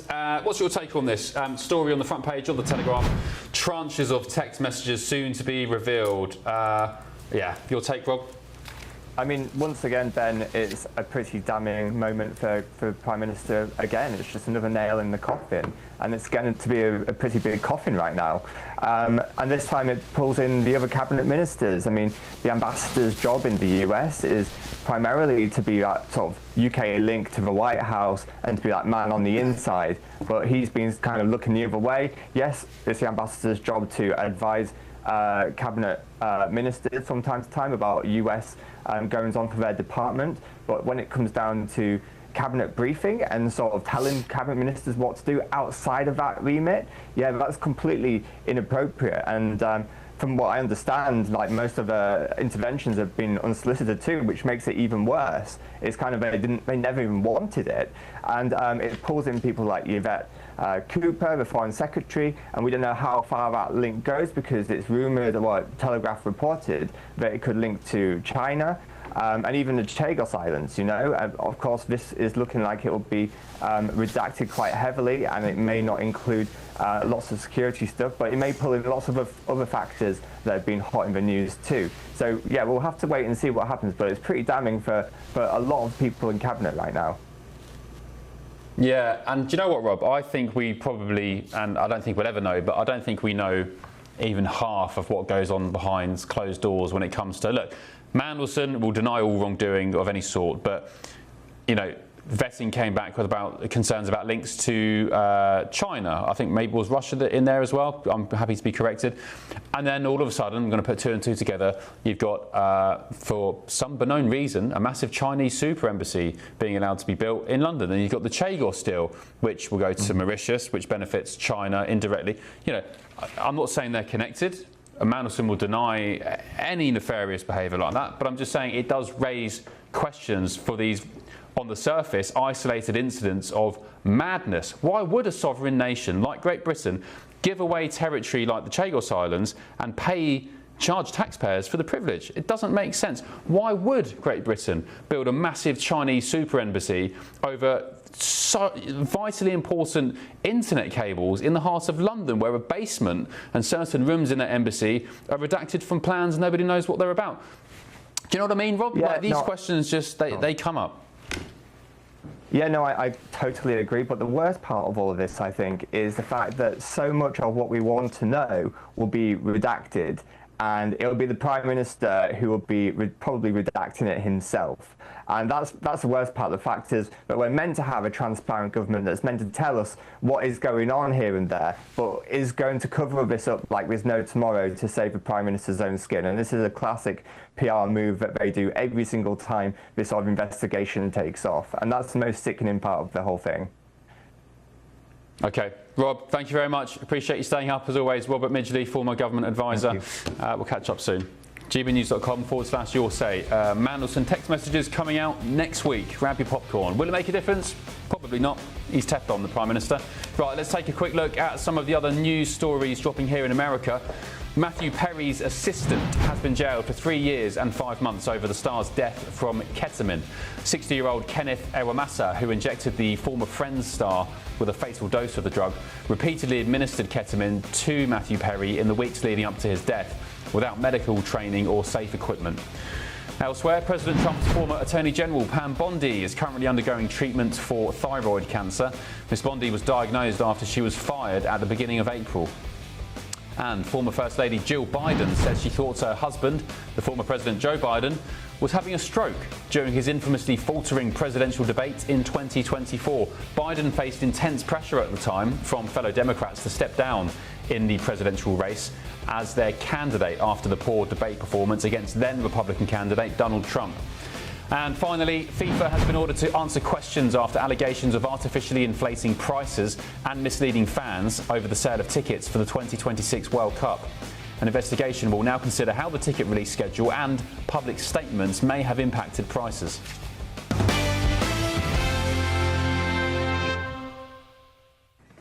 Chaos has erupted outside a New Jersey ICE detention centre as protesters clashed with federal agents. Why? The reason might surprise you, but still ahead on the show tonight. It's the fight of the century. Here it comes, gloves off. No, not Sakir Starmer trying to save his premiership, that as well. But the UFC coming to the White House, and I've got a first look at what we can expect coming your way on the South Lawn in a matter of weeks. Back in a sec.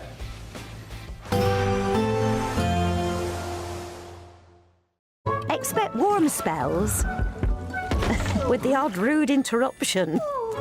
Boxed Boilers sponsors the weather on GB News. Hello there, good morning. Welcome to your GB News weather update from the Met Office. It's another hot day ahead for most, though feeling slightly cooler in parts of the west. Nevertheless, it's going to be another dry, settled day ahead. There will be occasional showers across northern areas to begin with, though these will fade away fairly quickly. And first thing this morning, plenty of sunshine around. We'll eventually see more cloud push up from the southwest, creating hazier spells of sunshine. This cloud turning quite low around coastal areas of Wales and the southwest, so turning a little bit disappointing here.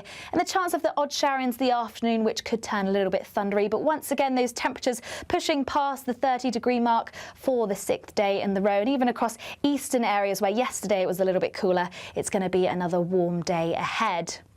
Still feeling fairly warm to finish off the day. Once again, high cloud creating hazier spells of sunshine to finish off the day. Some showers across parts of the southeast. But a fine finish to the day across Northern Ireland, northern parts of England, and across parts of Scotland as well. A very warm afternoon ahead, actually, across western areas of Scotland. Probably the warmest day of the week so far. So through the course of the evening, it should remain fairly dry. There could be some showers across the southeast that will linger on. And we'll eventually start to see a change across parts of Scotland, turning more unsettled from the west. Some heavy showers pushing through here, some of these clipping Northern Ireland at times. But actually across the bulk of England and Wales, remaining dry, but it's going to be another warm night to come. Temperatures widely not dropping below 15 to 17 degrees, so that might make it a little bit uncomfortable this evening. Now across Scotland, Northern Ireland, once again there could be some showers. These are a little bit heavier and feeling cooler here. And also we've got this layer of showers just pushing across the southeast. Once again, these could turn a little bit heavy, possibly even thundery. But still, for the most part, there's lots of dry weather, lots of sunshine. Temperatures down a touch, but still pushing widely into the high 20s. That's it from me. Bye-bye. Expect warm spells with the odd rude interruption. Boxed Boilers sponsors the weather on GB News.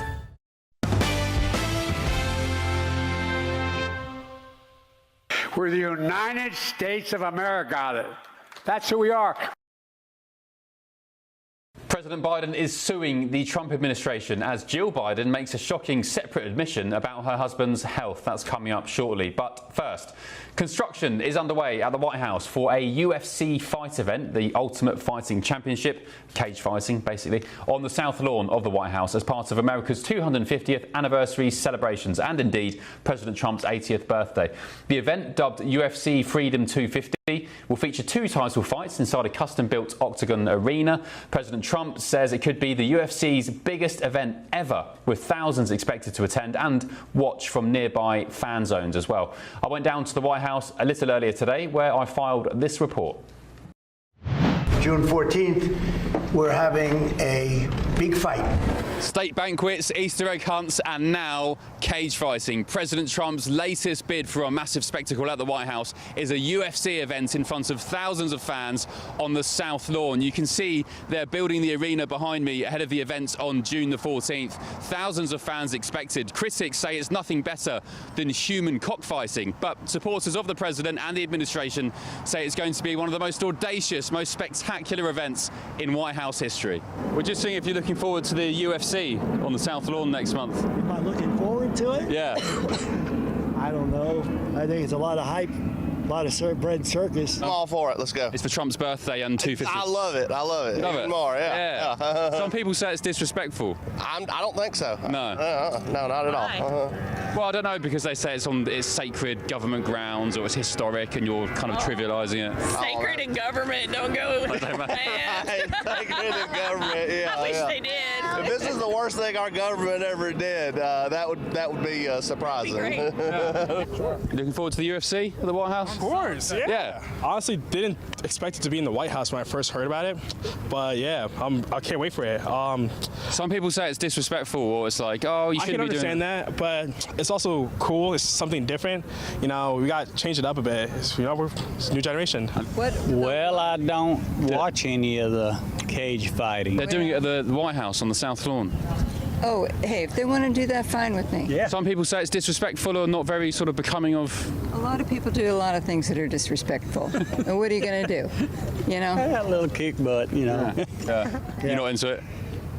Probably not. I thought you were, because you're quite stacked. I thought, oh, that guy looks like a cage. That's my own thing, man. And the Trump administration making the most of all the beautiful historic landmarks here in Washington, D.C., not least right here at the Lincoln Memorial, where they'll hold pre-fight press conferences and the weigh-ins ahead of the fights on June the 14th. The likes of Superior, Gaethje, O'Malley and Pereira all plan to come here for their weigh-ins pre-fight, and even podcast superstar Joe Rogan could be expected to be commentating on the fights at the South Lawn. Right, my panel are here: Matt Terrell, Mally Smith. Who wants to fight? Who wants a row?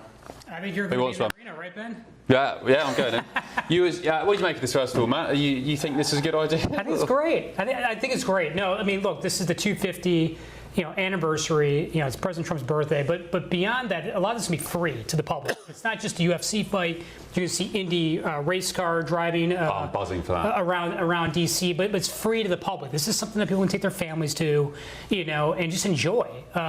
So look, I think it's great, and I do not think it's disrespectful. If anything, I think it's just something that's been really trying to put DC and the United States on full display, which is great. Some people say, Mally, that the president is kind of trivialising the White House and making a tacky spectacle of it. I don't care about the trivialization. What I care about is having a president who's actually focused on making lives better for the American people. But it's your birthday, that's why. It's Trump's birthday too, which happens to be when this is happening. 70% of Americans think that President Trump is focused on the wrong issues. But why wouldn't they? When he's focused on this, he's focused on building $1 billion ballroom, he's focused on creating an arch, he's focused on a reflecting pool, all while he ran on ending inflation on day one. Inflation went from 3% to 3.3%. Can he not do two things at the same time? Well, apparently he can't, because inflation got worse. Currently, the consumer sentiment is at its worst level it's ever been. Okay. During the Great Recession, when Obama came into office, he didn't even redecorate the Oval because he said he had more important things to do, like getting us out of the Great Recession. President Trump is currently putting on a fight and doing a ballroom. It's your big birthday, Mally. Or is it President Trump's birthday? You yourself admitted it. It is at the same during time, his but birthday. there's loads of stuff going on over the summer for 250. You've got the Indy race, the IndyCar race through Washington. Do you not want to celebrate your birthday? Americans were promised two things. Mally, do you not want to celebrate your birthday? I want to celebrate my birthday, which is June 28th. America's, and nation's. you'll be invited. I celebrate America's birthday all the time on July 4th. But what I want is a president who actually focuses on the things he said he would focus, like ending inflation on day one and no new wars, and he has failed and lied at both. President Obama focused on the Lincoln Memorial, the reflecting pool, but the problem focus on the reflecting pool. The reflecting pool was renovated. He didn't spend his time on it. He spent more than $100 million, Biden and Obama, trying to renovate that Lincoln Memorial pool. And he failed to renovate it. So, he tried, but he failed. President Trump is actually succeeding at it. He has not succeeded at the reflecting pool. It's like 30 different shades of blue. He hasn't completed it. It's not done. Do you want to live in a dump? I don't want to live in a dump, but you said he finished it and completed it. He hasn't. I didn't say he finished and completed it. I'm saying but while we're arguing about renovations, Americans want an economy that actually works for them. And all President Trump has done is cut taxes for millionaires and billionaires and paid for that by taking health care away from Americans. And that is why Democrats are ahead in the generic ballot and is why we're going to win the House and Senate. You can do multiple things at once, but go ahead. Well, you can't, apparently, because as I said, inflation is up and our consumer sentiment is GDP growth is strong. 150,000 jobs created last year. Stock market has hit all-time highs. So since Liberation Day, we have had net zero job creation. You had 115,000 jobs That was last created. month, but it's called a year. You should look at the entire year. Since the year, we've had essentially net zero job creation, and inflation has gone up. President Trump ran on making the economy better, and the economy is worse. That is what the polling says, and you can't compare to the Biden years to now. I think the economy is doing pretty well. No, inflation is up since Trump was elected. Trump inherited an economy where inflation was 3%, and it is 3.8% now. Okay, what we have established is if the president is watching this part of the show, which maybe he does sometimes, he's reposted GB News clips. You ain't getting an invite, Mally, to any of these 250 celebrations. So you can, I think we're safe. Ben and I will get the invite. I'm fine to not be there with the who's who of the stay at home and think about what you've said and grab your little pool. I'm fine to not be with the who's who of the Epstein list. Oh, okay, right, there we go. Still ahead on the Late Show Live. The Trump administration has slammed Britain after a 77-year-old pastor was fined for a sermon that never mentioned abortion, but also still ahead. Biden, Sleepy Joe Biden, one of the worst, definitely the worst president in the history of our country. President Biden suing the Trump administration, but what do you think has triggered the legal firestorm? And no, it wasn't our exclusive with the president. Back in a sec on the Late Show Live.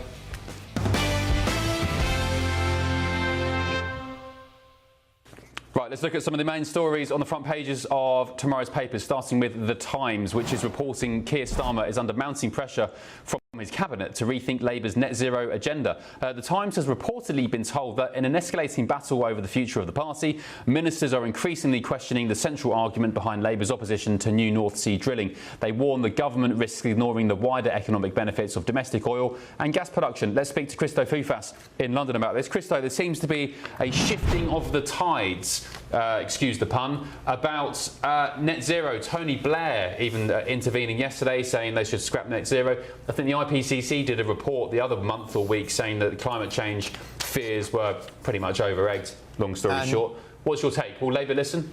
And also we've got the Express as well, time to scrap Ed's net zero fantasy. I mean, Ed Miliband is absolutely obsessed with net zero, and the problem is that Tony Blair, I never thought these words would come out of my mouth, and you have to obviously be suspicious as his motives, but that doesn't mean that he's wrong, in as much as why are we bankrupting ourselves? Even if we became net zero tomorrow, it would make absolutely zero difference. If there was if there genuinely is a climate change catastrophe heading our way, us bankrupting ourselves to getting net zero will not make one iota of difference. All we are doing is strangling growth, strangling businesses, making people who are already paying the highest tax burden in history having to pay more tax and having to pay a fortune for energy. Because they're paying a fortune for energy, businesses can't grow. Business decisions that are being made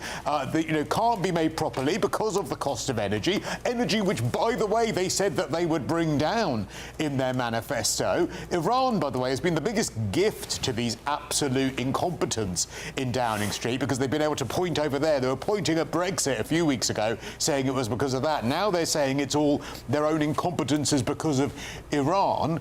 And so Tony Blair is absolutely, completely correct. Going for net zero at the pace in which we are is just totally stupid beyond belief. Matt, did you ever have net zero here under Biden? Was that a thing? Well, I have to go back and look at the record, but here's what I can tell you. Under President Trump, one of the biggest things, you talked about taxes earlier, one of the biggest things that he has implemented is tax relief across the board. And that's something obviously has been helping Americans, helping job creators. That's been key. And beyond that, under the Biden administration, you saw a lot of challenges. Obviously, you saw skyrocketing inflation. Go back and look at net zero, but also take a look at where energy independence was. I think if you look at the UK right now, you're taking a look at all the issues taking place. We talk a lot about illegal immigration. You talk about tax policy mentioned earlier, but obviously energy policy has been key as well. And becoming energy independent is vital. Thankfully, under President Trump, we've become energy independent here in the United States. I think that's been vital right now more than ever, from what you're seeing in the Strait of Hormuz. The United States has not been reliant on the Strait. The UK and other countries have been more impacted by it. That's been key. Yeah, of course, Trump, Mally, did put out the Paris climate agreement, and also recently has scrapped regulations on sort of car emissions and so on. He did something else the last couple of weeks as well. What was it? Refrigerators. Refrigerators, yeah. So, first off, the U.S. has never had a net zero. President Biden signed the Inflation Reduction Act, which invested in green energy and green technology.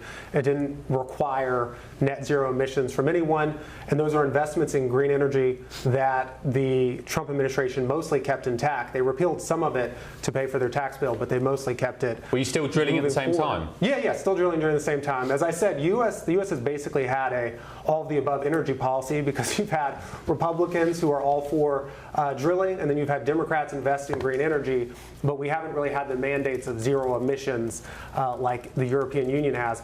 But on the question of tax relief, President Trump's tax bill, the average refund increase for Americans was $300. President Trump's tariffs cost Americans $2,500. So under President Trump, Americans are paying more in taxes than they were under Biden. The only people who have gotten substantial tax relief from President Trump are the millionaires and billionaires. Okay, you're still going about Trump. Have you got TDS, Mally? We were talking about Trump, and you didn't mention and you didn't interrupt Matt when he was talking about what Trump did. You just got unhappy when I rebutted some of the things he said. You could sometimes do that with your conservative. What are you talking about, sir? What, just a minute ago? He mentioned tax relief under Trump. Yeah. I rebutted that. You're saying I have a TDS. You didn't bring up anything about him when he was talking about Trump. So, no, it's not a fair standard here. Okay, all right. Sorry you feel like that. You're still not getting an invite to the 250. Christo, last word to you, 20 seconds. Yeah, I mean, what's interesting about this is that it has, Tony Blair's intervention has emboldened those who are now in the cabinet and senior Labour figures who are basically saying, look, new oil and gas exploration, because of course we're still buying oil and gas, that needs to happen, all right, basically. gotta go. Thank you, Christo. Appreciate you. Hang tight. Back with you soon. More coming up on the Late Show Live, including this. Free them all! Free them all! Free them all!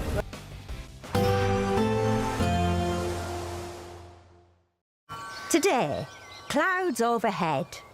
Total zen within.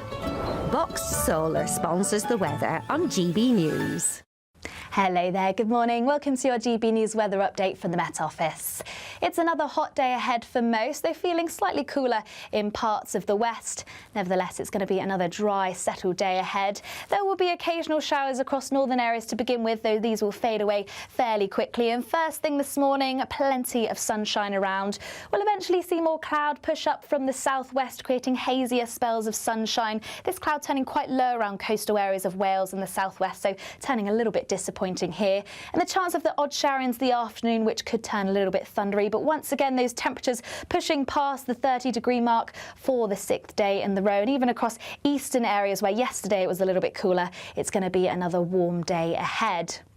Still feeling fairly warm to finish off the day. Once again, high cloud creating hazier spells of sunshine to finish off the day. Some showers across parts of the southeast.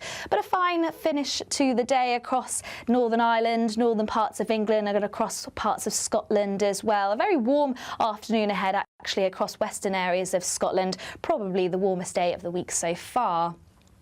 So through the course of the evening, it should remain fairly dry. There could be some showers across the southeast that will linger on, and we'll eventually start to see a change across parts of Scotland, turning more unsettled from the west. Some heavy showers pushing through here, some of these clipping Northern Ireland at times, but actually across the bulk of England and Wales remaining dry. But it's going to be another warm night to come. Temperatures widely not dropping below 15 to 17 degrees, so that might make it a little bit uncomfortable this evening. Now across Scotland, Northern Ireland, once again there could be some showers. These are a little bit heavier and feeling cooler here. And also we've got this layer of showers just pushing across the southeast. Once again, these could turn a little bit heavy, possibly even thundery. But still, for the most part, there's lots of dry weather, lots of sunshine. Temperatures down a touch, but still pushing widely into the high 20s. That's it from me. Bye-bye. Today, clouds overhead. Total zen within. Boxed Solar sponsors the weather on GB News. Britain deserves a newsroom that puts the facts and your voice first. Well, and that's what you get on GB News. Lively debates, lively conversation. And we're not afraid to hold power to account. And each other. So join me, Andrew Pierce. And me, Miriam Gates, for Britain's Newsroom, weekdays from 9:30 on GB News. Bo, they are under no illusion. Ray, are you a human trafficker? Boundless. I've had enough of the nonsense, and I'm not afraid to say it. Don't get this on the BBC. Every weeknight, I tear through the headlines. The smell of gasoline. Should we be worried about it? From Westminster madness to cultural war chaos. What we're going to do now is they are throwing things out the car as we speak. Get ready, Britain. Here we go. Patrick Christie's tonight, weeknights from 9 p.m. only on GB News, Britain's news channel. From the school run to the home run, watch a new show for all of Britain. He can say whatever he wants. A straight-talking show where all voices are heard. And, you know, when are we going to stop talking about smashing the gangs and actually do it? With the stories that matter from every part of our country. There's a bit of a crash landing there for your Chancellor. Bold, fearless and standing up for you. That's me, Martin Dordme, 3 p.m. till 6 p.m, weekdays, here only on GB News. The People's Channel, Britain's news channel. From court mornings to warm family brunches. From football to tennis in the car. In the kitchen. GB News Breakfast is there. With the stories you need and the conversations that matter. Anyway, let's talk business. Well, it has been a historic night in British politics. It's astonishing, isn't it? We're here again. To start your day just right. GB News Breakfast. Every morning from 6 a.m. Only on GB News. Britain's news channel.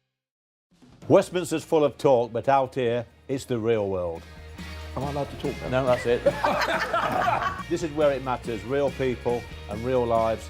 That's what politics is all about. In fact, has Trump made a good start? No. Straight answers, no spin, and just a couple of pints. How many fingers have I got up? About 10. So join me for Lee Anderson's Real World every Friday at 7 p.m, only on GB News. The People's Channel, Britain's news channel. Westminster, the ultimate clique. And you're fighting like rats in a sack. But here on the Camilla Tominey Show, we ask the questions the establishment media is too scared to ask. OK, let me ask you a straight question, because I know you're a straight-talking politician. Whether it's net zero, illegal immigration or law and order, nothing is off limits. You had the power then. Yeah, as I and say, now you've lost it. That's the Camilla Tominey Show, a politics show that's fearless. But no, let me finish my question if you don't mind, because it is my show. Sundays at 9:30, only on GB News, the People's Channel, Britain's news channel.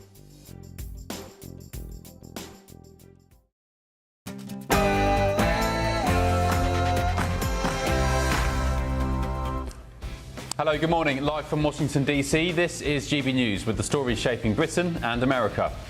Power play. President Trump accuses Iran of trying to outweight him until the US midterms and force him to agree to a deal. But the president's senior advisor, Jason Miller, he joined me earlier. As I was saying to you earlier, the Iranians might be crazy, but they're not stupid. They're very sophisticated. In fact, in speaking with our negotiation team, they said that they're very sophisticated when they come and how they prepare and how they negotiate. Deportation deterrent. Marco Rubio reveals America now has deportation agreements with 20 third-party countries and says the tactic is forcing illegal migrants to self-deport. Is it something Britain can try and copy? US State Department spokesman Tommy Pigott joined me earlier.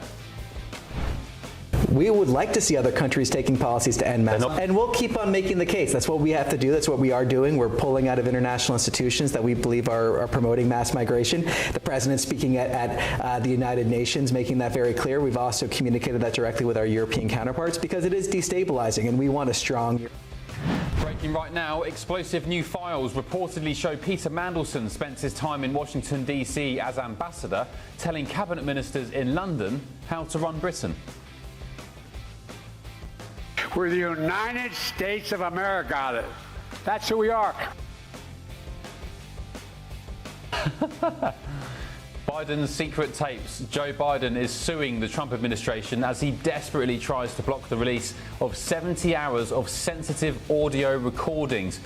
But would we ever be able to understand them anyway?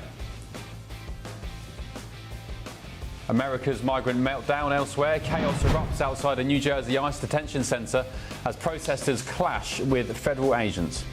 Free them all! Free them all! Free them all!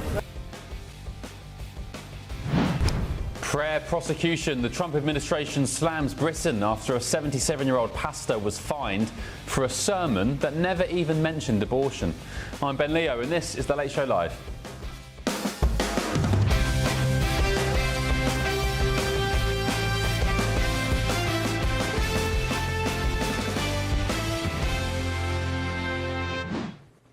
Hello, good morning. Hope you're well. Joining me in DC this evening is my panel, the former Chief of Staff to Marco Rubio, Matt Terrell, and the Democrat strategist, Mally Smith.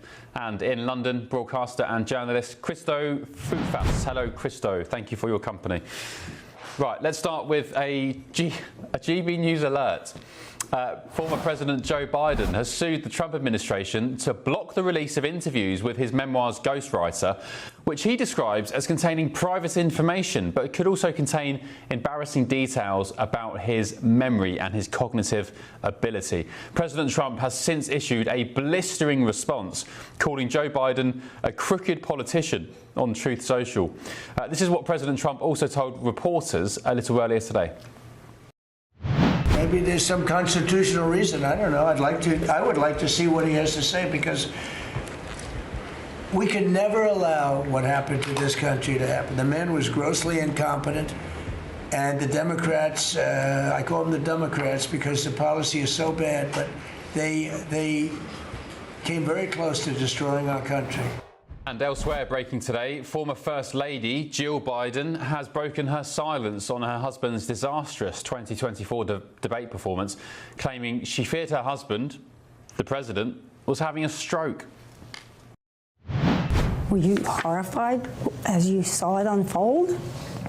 I wasn't horrified, I was frightened, because I had never, ever seen Joe like that. With the COVID, with dealing with everything we have to do with, look, if we finally beat Medicare. Thank you, President Biden. Before or since? Never. Or since? Yes. Or You've since. never seen him like never. that? No. What happened? I don't know what happened. I mean, as I watched it, I thought, oh my God, he's having a stroke. And it scared me to death.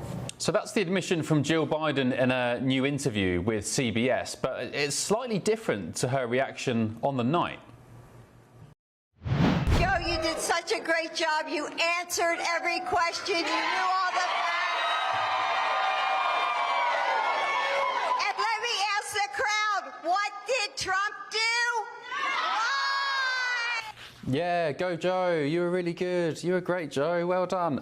In a more serious note, Matt and Mally, they were telling people that this guy, the President of the United States, was as fit as a fiddle. He was competent and coherent and cognitive and would be able to run the country. They all lied.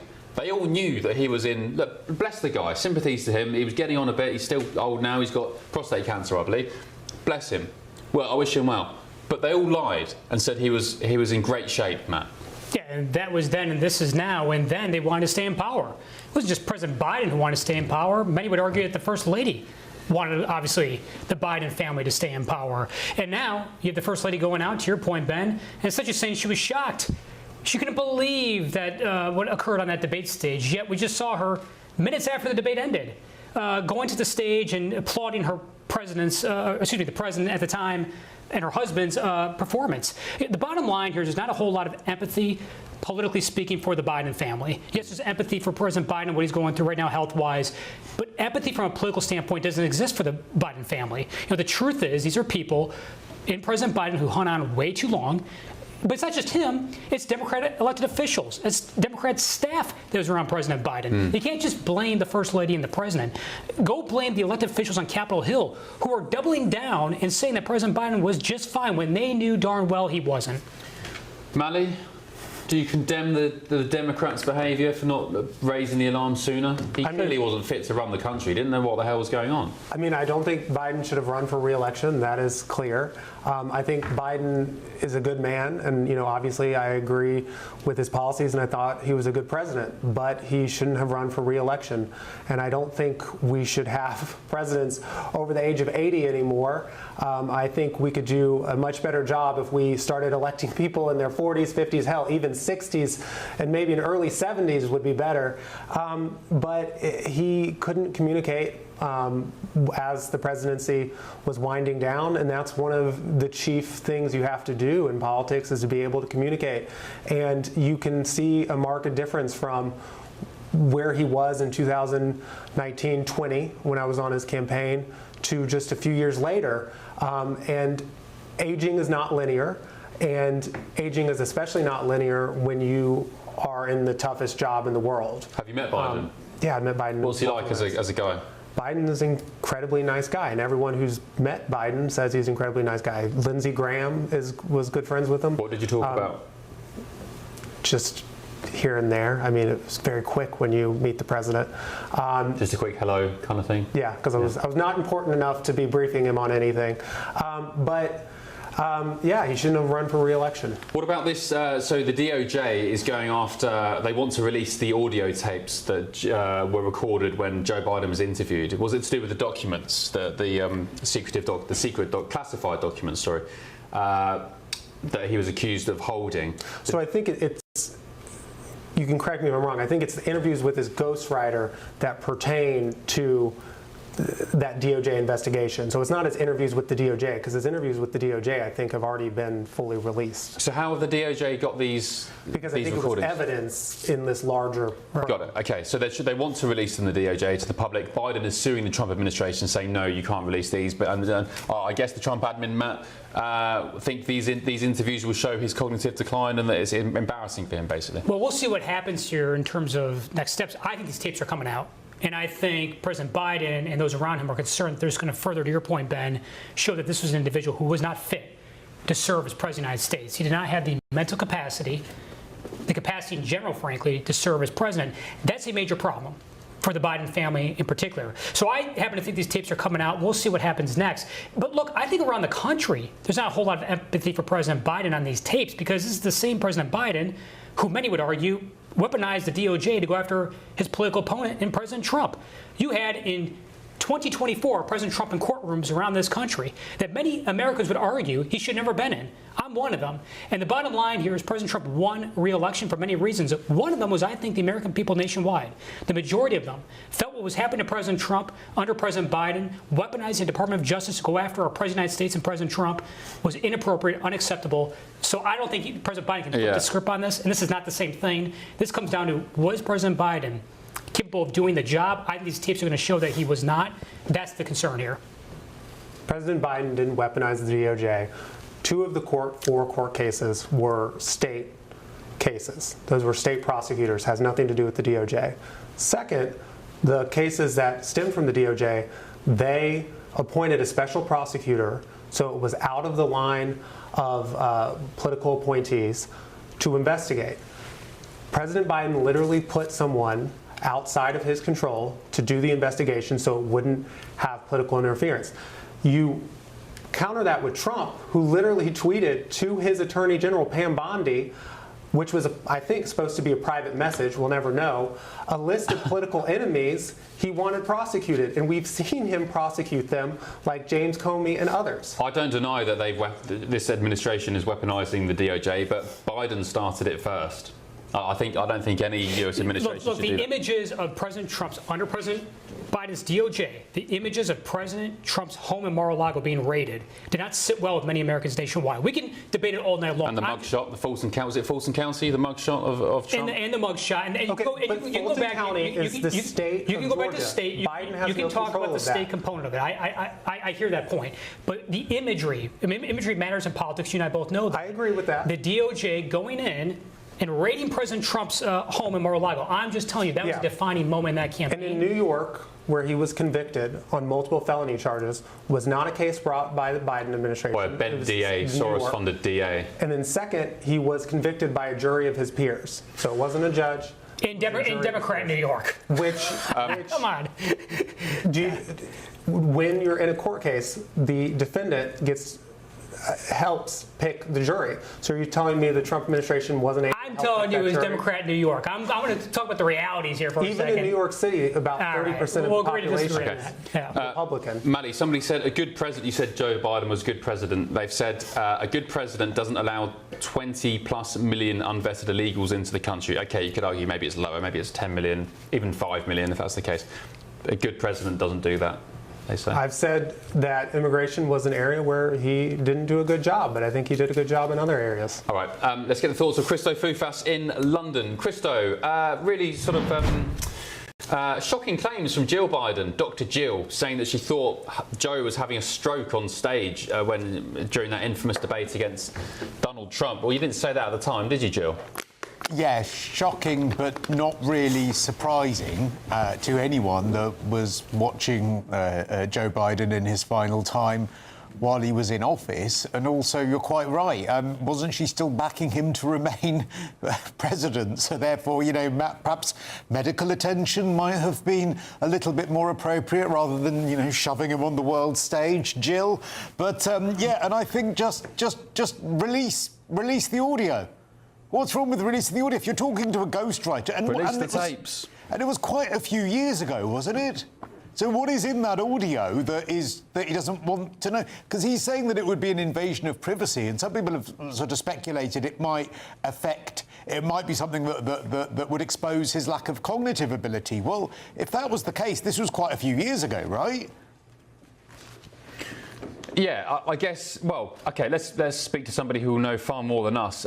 Former Assistant U.S. Attorney Zach Smith, the Department of Justice.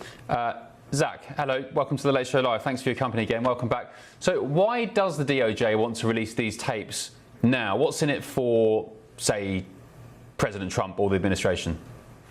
Right. Well, good to be back with you, Ben. Thanks for having me on this evening. Look, I think we have to understand how this suit came to be. Essentially, what happened, a Freedom of Information Act request was put forward for these tapes to be released. Now, in the United States, the FOIA law essentially allows the public, journalists, other interested parties to make a request for certain information within the government's possession for that to be released, to be made public, to help bring sunlight into the operations of the government. Now, essentially, what Joe Biden and his lawyers are arguing is that this information should not be released. It falls within an exception to the Freedom of Information Act, that essentially these are private conversations that Joe Biden had with his ghostwriter, that these only came into the government's possession because of that special counsel investigation into whether he mishandled classified documents. But the other wrinkle that's recently happened and I think makes Joe Biden's case somewhat more tenuous is the fact that congressional committees have now asked for these tapes to be released and turned over to the U.S. House of Representatives. And so that in part is why you see the Trump administration taking these actions at this time. They're responding to a request from a House of Representatives committee who have now asked to see and hear and listen to these tapes for themselves. Oh, right, okay, so Trump can just say, well, look, it's not me weaponizing the DOJ and trying to embarrass Joe Biden. There's a congressional committee made up of, politicians, lawmakers from both sides of the aisle, right? Well, certainly. Now, obviously, that committee is still under Republican control. But keep in mind, what's good for the goose is good for the gander down the road. When Joe Biden was president, he waived executive privilege over some of the information, some of the documents that Donald Trump did not want to be released. And so now to have him come back and say that he doesn't want these tapes released to the public, that is very ironic, to say the least. And unfortunately, I suspect part of the reason that Joe Biden and his team do not want these tapes to be released, I suspect it will potentially have embarrassing information in it, information that probably will not paint the former president in the best light. And keep in mind, the special counsel that was appointed to investigate whether Joe Biden mishandled classified information, he essentially found that that classified information had been mishandled, but because of cognitive issues, because of other issues related to Joe Biden's testimony, he thought it might be very difficult to obtain a conviction, even though those documents had not been handled in an appropriate manner. Interesting. Zach, last question. Did Joe Biden weaponize the DOJ, and has President Trump weaponized the DOJ? Well, look, I think undoubtedly the Biden administration DOJ was weaponized across in many areas to target perceived political opponents. Keep in mind, we saw the FBI, the Federal Bureau of Investigation, raiding the homes of pro-life individuals who simply prayed or protested outside of abortion clinics. We saw the unprecedented actions against Donald Trump and those in his orbit. And to the earlier point about some of those prosecutions, like the one being a state prosecution brought in New York, fair enough, but some of the personnel that were involved in that New York state prosecution actually came from the Justice Department. And so I think this entire narrative being spun now that somehow the actions that Donald Trump, his DOJ are taking are unprecedented, that is just not true. And unfortunately, we saw a weaponization of the Justice Department under, frankly, going back to President Obama and then continuing under President Biden's administration as well. All right, Zach, appreciate it. Thank you very much. Zach Smith, former assistant US attorney. Yeah, look, I'll admit, I think Trump is weaponizing the DOJ, but can you blame him? It was weaponized under Biden, under Obama, to go after political adversaries. They tried to kill him. They impeached him. They put him through court. They tried to jail him. They shut down, they went after his businesses. They debanked his family. Like, what would you do? From a human perspective, what would you do? You've been through all that. They tried to kill you, man. Multiple times. I'm not surprised he's about to say the P word. I'm not surprised he's miffed. Right, gbnews.com/your say. Let me know your thoughts. Still ahead on The Late Show Live tonight. The British government charged Adam Smith Connor with the heinous crime of standing 50 meters from an abortion clinic and silently praying for 3 minutes. Another man is appealing his conviction for praying near an abortion clinic in Northern Ireland, and tonight the White House is weighing in too, calling it a violation of free speech. This is The Late Show Live. Back in a sec.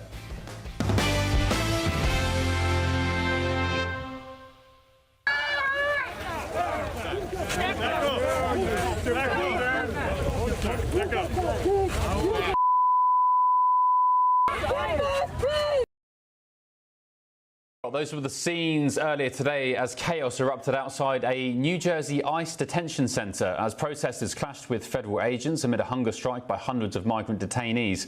Democrat Senator Andy Kim also says he was hit with pepper spray while trying to calm tensions outside Delaney Hall in Newark.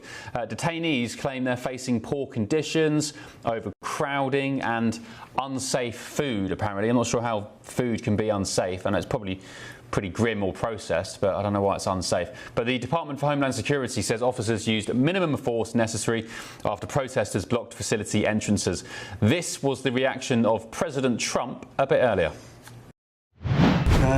I'd love to change the name, call it this. They do a great job, and it's all paid for protesters. You know, you can see by the signs. The signs are all made by the same beautiful factory. It's a printing plant. In fact, I'm thinking about using it. They do such a nice job. These aren't protesters. These people are fake.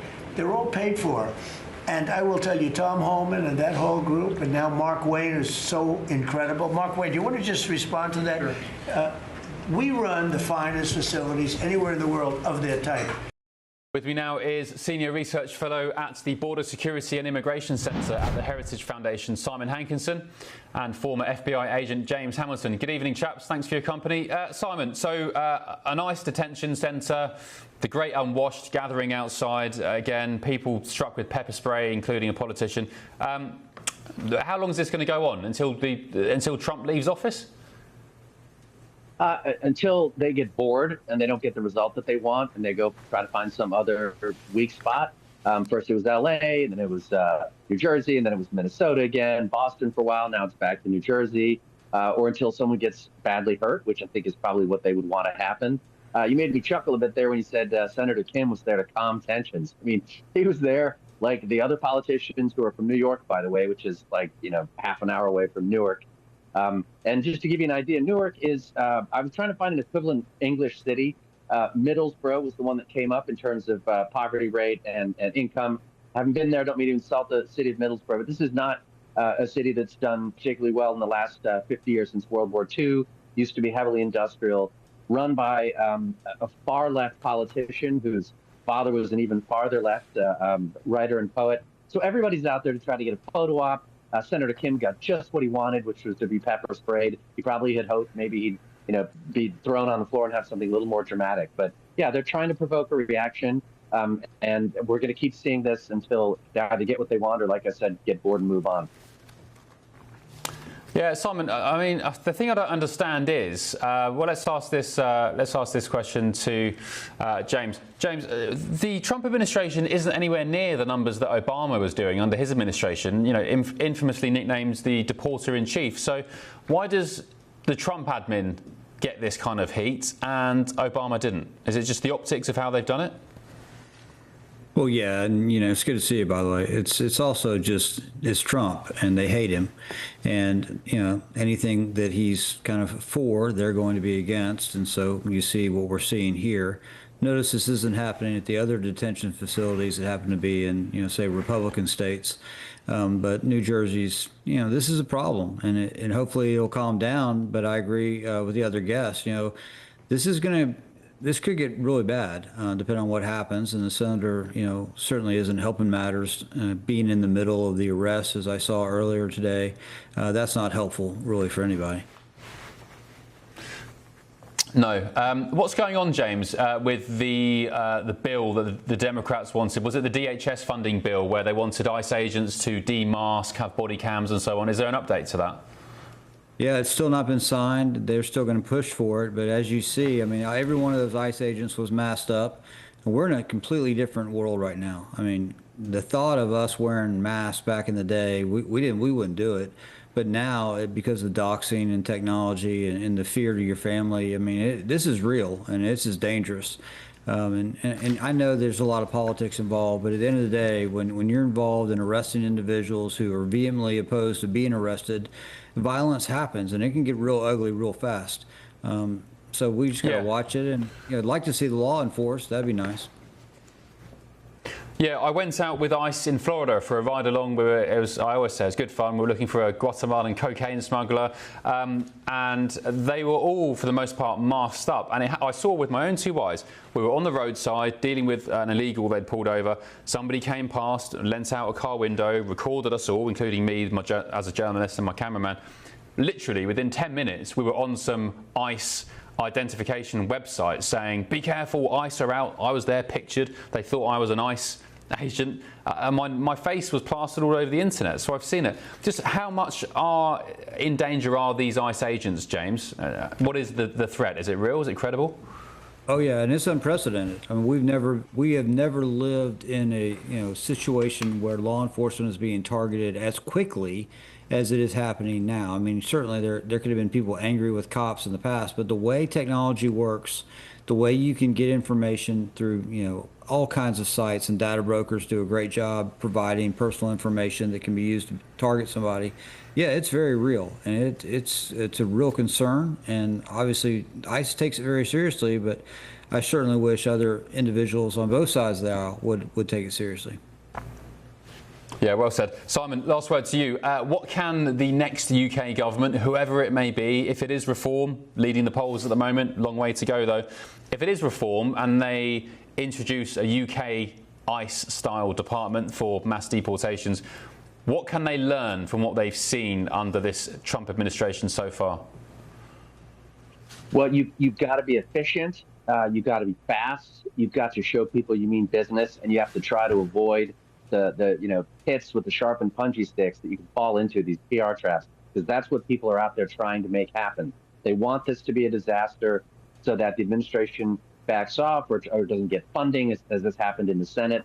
So, but they've got to show they're serious, because if you don't deport people who are ordered deported by judges, then the law has no meaning, everybody knows it, and you will encourage people to come back. And that's what Britain, unfortunately, has been doing by accepting vote after vote. Everybody knows they have like a 1 in 50 chance of being deported, and then they can complain to the ECHR and drag it on for another 10 years after that. There's me as an ICE agent, by the way. That's my second job if I ever need one. I'd quite happily lead up a UK ICE. I would just say, James, why is it so fun for me to be out there? It was in Florida, Fort Myers. It was one of the funnest mornings. We went out maybe 3 in the morning, went on the hunt for this cocaine smuggler from Guatemala for about 10 hours. On the way, they picked up maybe, was it 10 illegals? And they finally found the coke guy at the end of it. I had a whale of a time. Why is it so fun, James?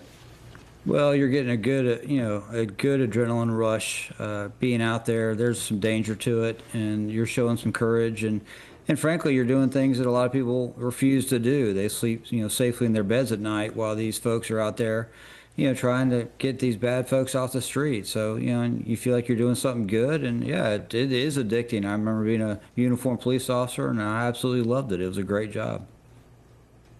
Yeah, I think you're right. It's just the adrenaline from knowing that there is some potential danger, and at the same time you're trying to do a good thing. You're trying to protect people and protect your nation. It's not my nation, I'm British, but that was the kind of the vibe I got.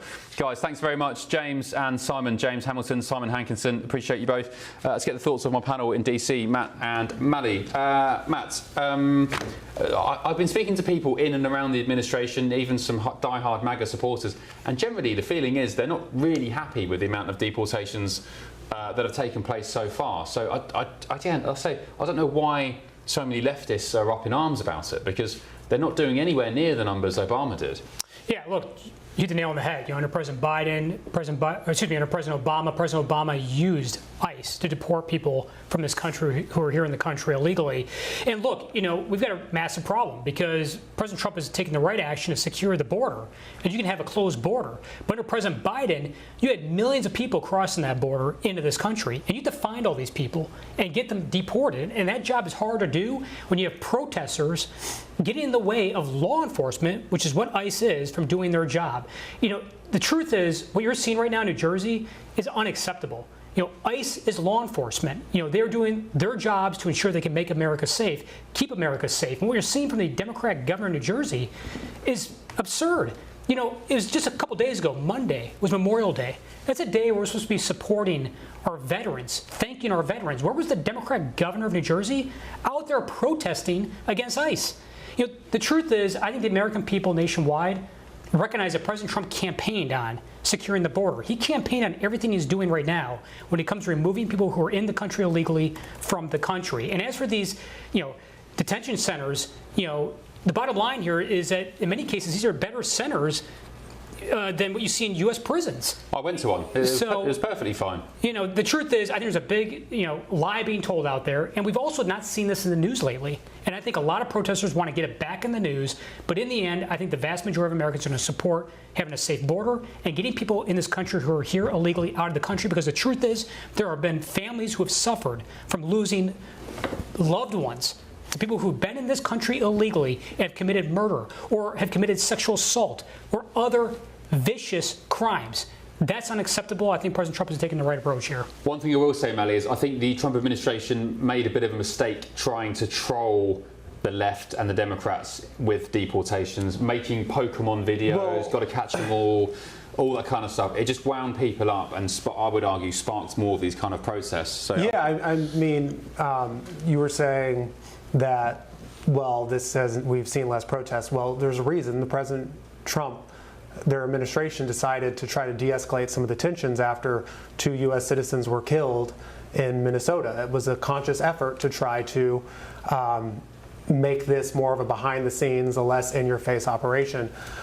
There's only one president in our recent history whose immigration policies have been popular. That'd be President Obama. President Biden's immigration policies, incredibly unpopular. It's one of the reasons he lost re-election. President Trump's immigration policies now, he is underwater. And the reason he is underwater is because, and the reason Obama was one of the few people who's had an immigration policy people liked, is Obama struck the balance of saying, we are going to use ICE to get rid of violent criminals, but we think there should be a pathway to citizenship for folks who've lived in the U.S., who've been good citizens and do not have a criminal record. You ask why there's a lot of protests. Of the folks ICE has arrested, only about 8 to 14% have any sort of criminal record. And that includes property damage, anything. But they are illegal by definition. They're illegal by definition. But what I'm telling you is many Americans think, it's actually the majority opinion in this country, that there should be a pathway to citizenship for some undocumented immigrants who have lived here for a while. I went to school in North Carolina with folks who are undocumented immigrants. They were brought here as kids under no fault of their own. Yeah. And most Americans think they should have a pathway to citizenship. Yeah, interesting. I met a guy on the Mexico border in Arizona. He'd just been kicked out by ICE. He'd been in Utah for 22 years, had 3 or 4 kids in America. He said he worked and paid taxes. I know, I'm not really sure how that's, I know it is possible as an illegal, but anyway, they kicked him out. Undocumented immigrants pay more in taxes than they receive because most undocumented immigrants pay income tax and all undocumented immigrants pay sales tax just like you do. Well, first of all, President Trump has said that people can self-deport, for example, and try to re-enter the country through a legal pathway. This is very simple. We want immigration in this country, it just needs to be legal. We have a process for becoming a citizen here in the United States, something that the UK, I think, needs to have as well.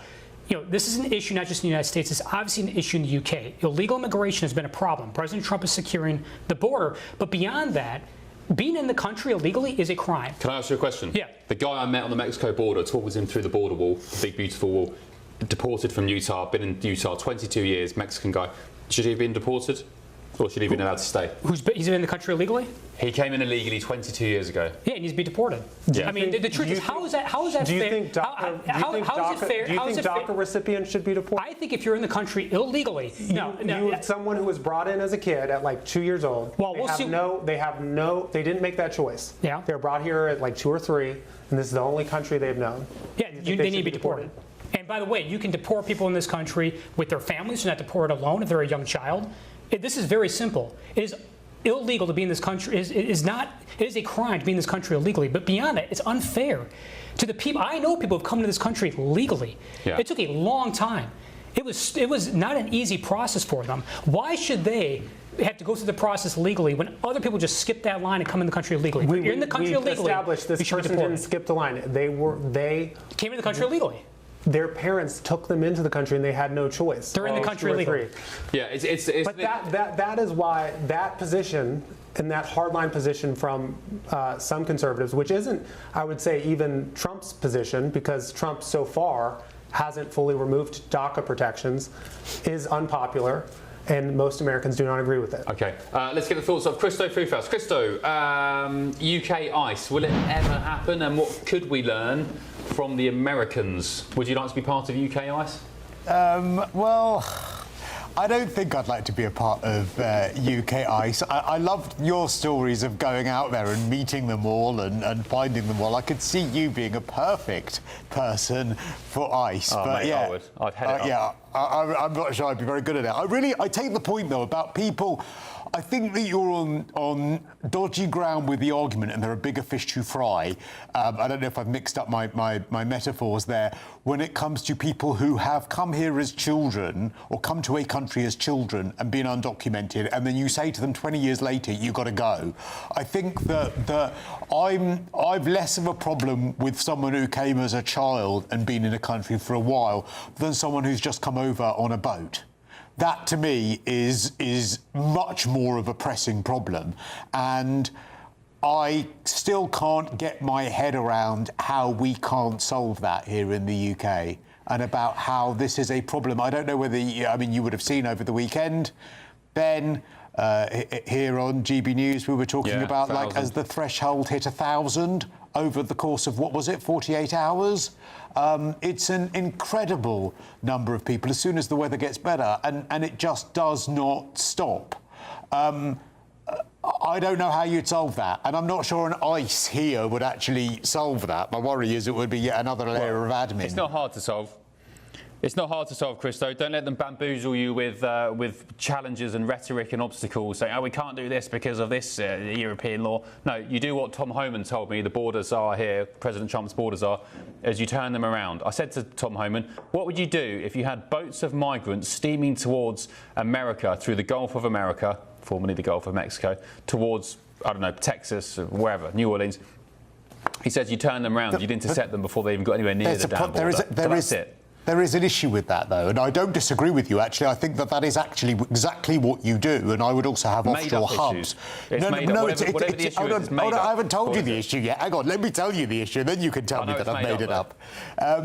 Preeti Patel and Suella Braverman both tried to instruct the Navy to turn around boats, and the Navy refused. You would need to have legislation that would stop the Navy being able to refuse to do that, because they didn't want to. And actually, if you go back, and I'll dig them out for you sometime, the Ministry of Defence actually put out a post on X about it, saying we're not going to do this, because their argument was it was against maritime law and it was a risk to life. Now, I know that's Reform's policy to turn around the boats, and I can absolutely see the logic of it, but unless you have the Navy on board that will actually do it for you, you can have that policy every day of the week.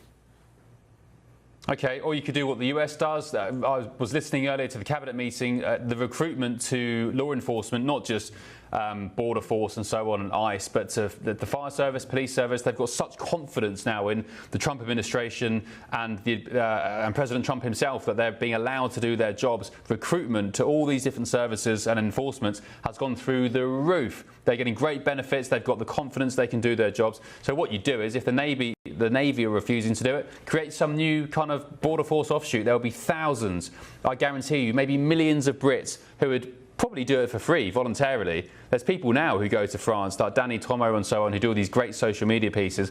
They'd be more than happy to patrol and police the English Channel.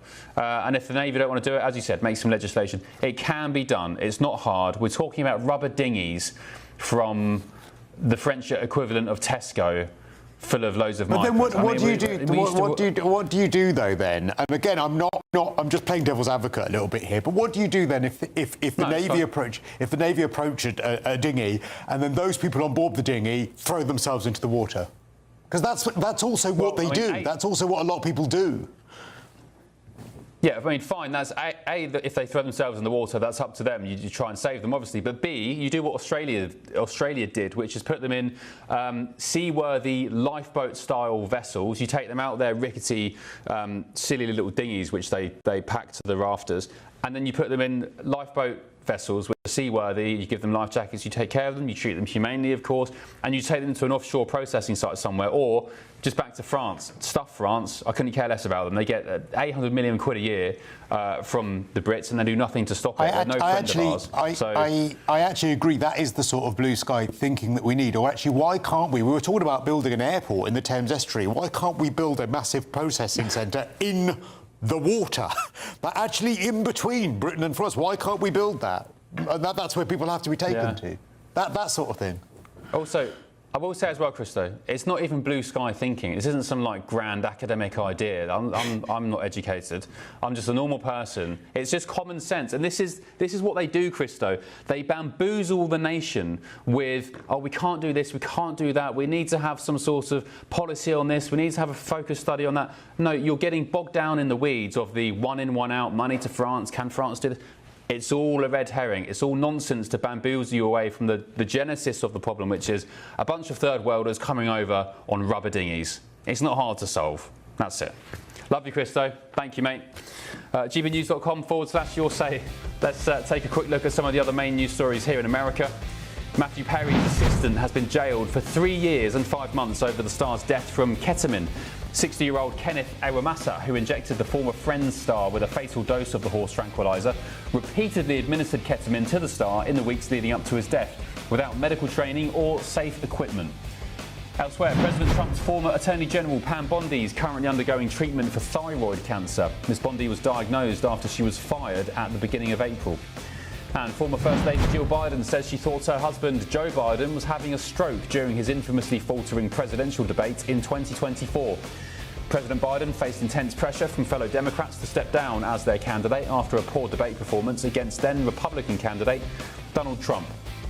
And finally, FIFA has been ordered to answer questions after allegations of artificially inflating prices and misleading fans over the sale of tickets for the 2026 World Cup. An investigation will now consider how the ticket release schedule and public statements may have impacted prices.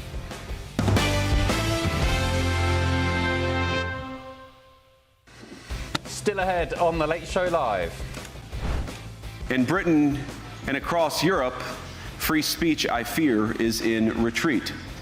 Was that Klitschko in the crowd there? I don't know if anyone saw that. Was it Vitaly Klitschko? Anyway, as a pastor is convicted for silently praying outside an abortion clinic, is free speech in retreat? I'm told it was Klitschko. Plus, I'll bring you a clip that's gone viral today, and trust me, you don't want to miss it. Back in a sec.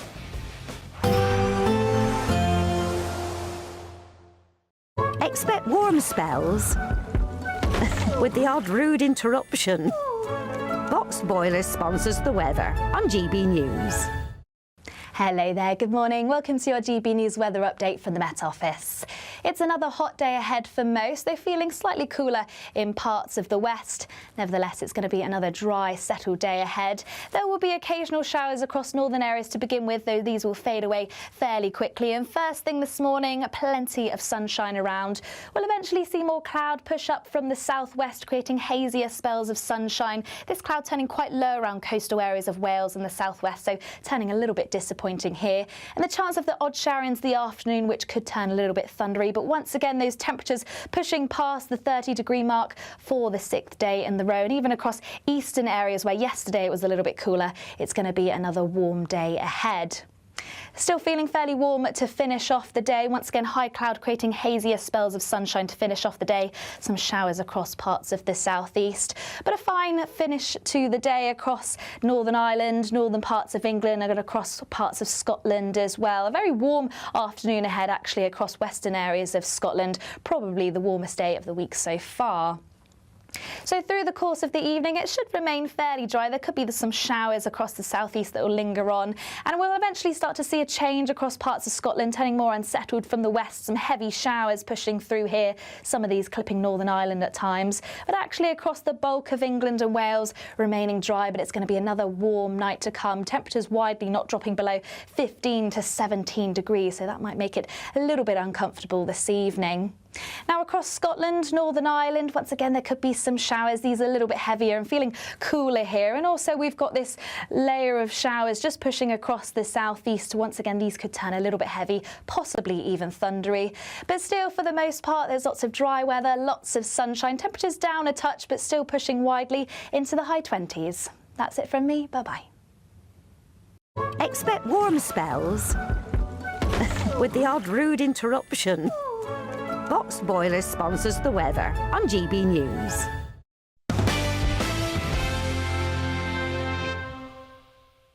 A British pastor backed by the White House is appealing against his conviction for praying near an abortion clinic.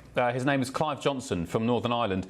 He was accused of breaching buffer zone laws by carrying out a sermon in the vicinity of the Causeway Hospital in Londonderry in July 2024.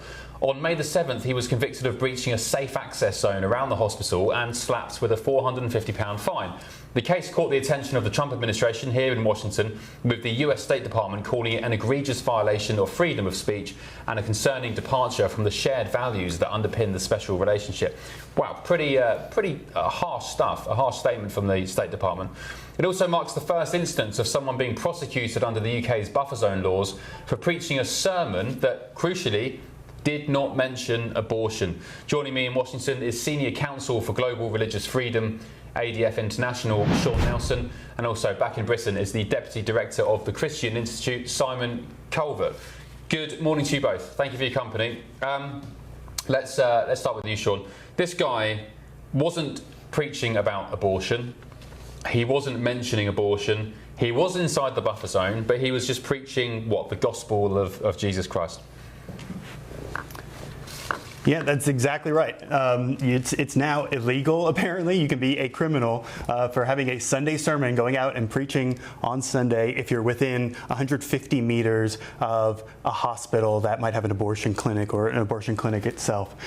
This is a shocking conviction. The judge said, yeah, well, you knew you might influence somebody. And it's kind of a strange thing to say, okay, well, what does that even mean, to influence someone?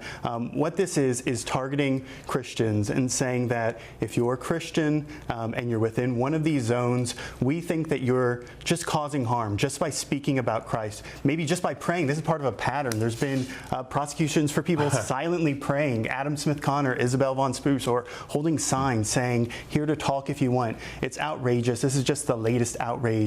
There is a free speech crisis within the UK. So this guy is 78 years old. He said that he'd been preaching about the Bible verse, John 3:16, who said, "For God so loved the world that he gave his only begotten Son, that whoever believed in him should not perish but have everlasting life." And in response, the US State Department has called it an egregious violation of freedom of speech and concerning departure from the shared values that underpin the special relationship. Why do the Americans care so much about our plight of free speech? Well, imagine what you just said, talking about John 3:16, one of the most famous verses in the entire Bible, in the world, an inspiration to millions and millions of people. You say that in a certain area, and now you're a criminal. Now you're fined 460 pounds just for saying that within a specific area. That's outrageous. It's when you think about free speech. What does free speech mean? It means that the government isn't supposed to tell you what's right and what's wrong. They're not supposed to tell you what you can say and what you can't, and what you can hear and what you can't. This is the government saying, you know, what Christians believe, we think that's traumatic. We think that's harmful. So that even if you just mention Christ, that's too much influence and you should be criminalized for it. I think it's just outrageous. Okay, let's get the thoughts of Deputy Director of the Christian Institute, Simon Colvert. Simon, is this demonic? Oh, what a question. Well, look, I want to say that it is a clear case of the criminalisation of the Christian message. And it's taking laws that were apparently designed to protect women going into abortion clinics, and it's applying them to something completely different. And so I think that's why people are shocked about this case. That's why this case is unique. And, you know, you've got to feel for Clive. To get to 78 years of age, never having been in trouble with the police in your life, to find yourself with a conviction and a £450 fine, it's a pretty sad tale. So is it demonic, Simon? Because you have a guy here, a pensioner, preaching Bible verse John 3:16. I'll say again, "For God so loved the world, he gave his only begotten Son, that whoever believeth in him should not perish but have everlasting life." You have a man preaching the Bible, and he's fined, and he's convicted. He's now a criminal. Is that demonic? Well, I mean, people can decide for themselves. I know that I certainly believe that there is a spiritual realm, but that's not the point of this. The point of this is that you've got these laws that are designed to protect abortion, access to abortion, and because it's about abortion, the normal rules don't apply.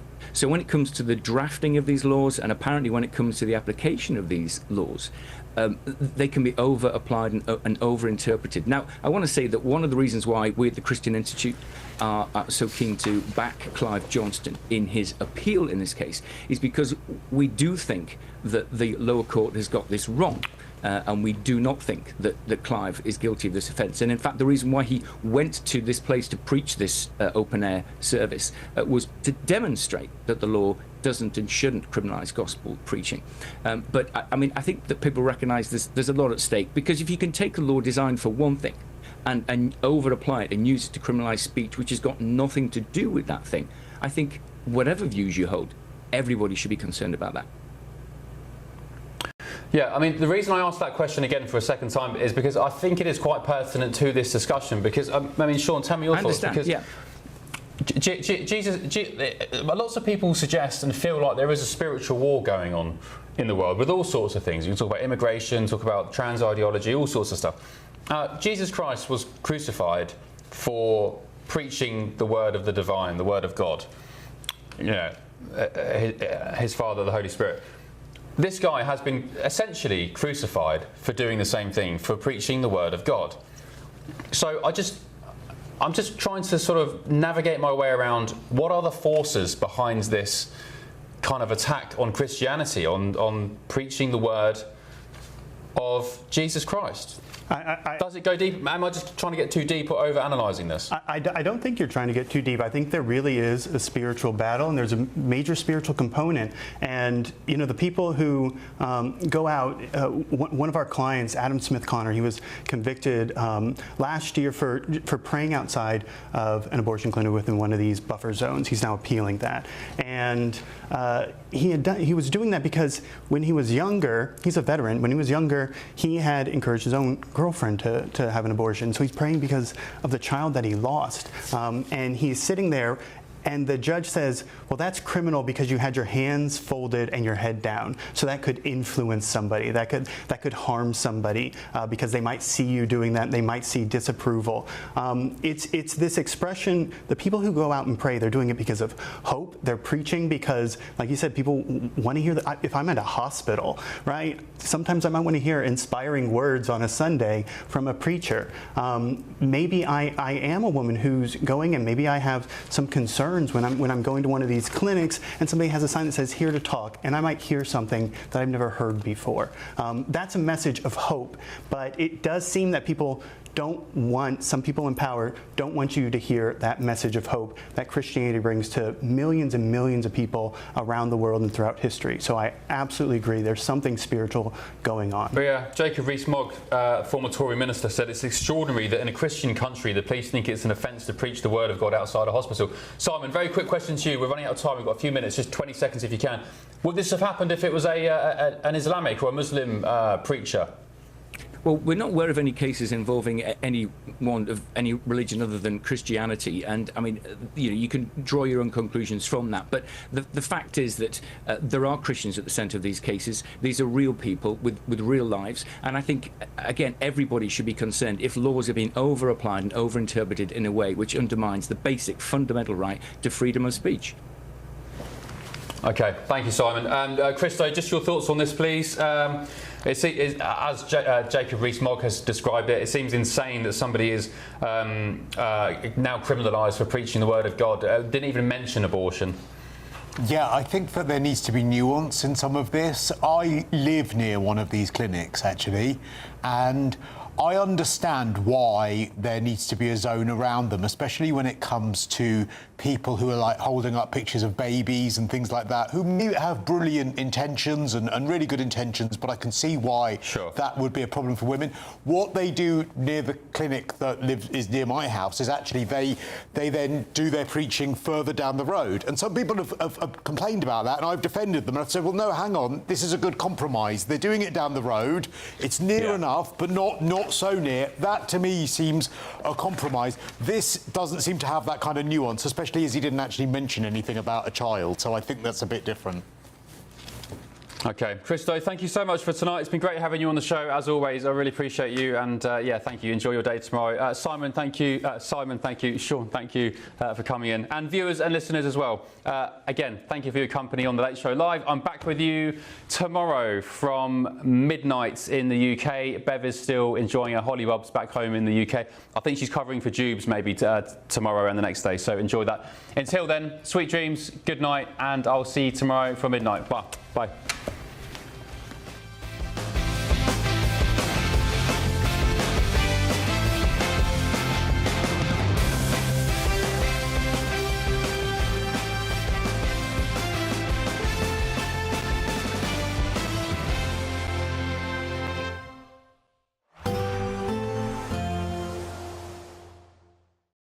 Today, clouds overhead, total zen within. Boxed Solar sponsors the weather on GB News. Hello there, good morning. Welcome to your GB News weather update from the Met Office. It's another hot day ahead for most, though feeling slightly cooler in parts of the west. Nevertheless, it's going to be another dry, settled day ahead. There will be occasional showers across northern areas to begin with, though these will fade away fairly quickly. And first thing this morning, plenty of sunshine around.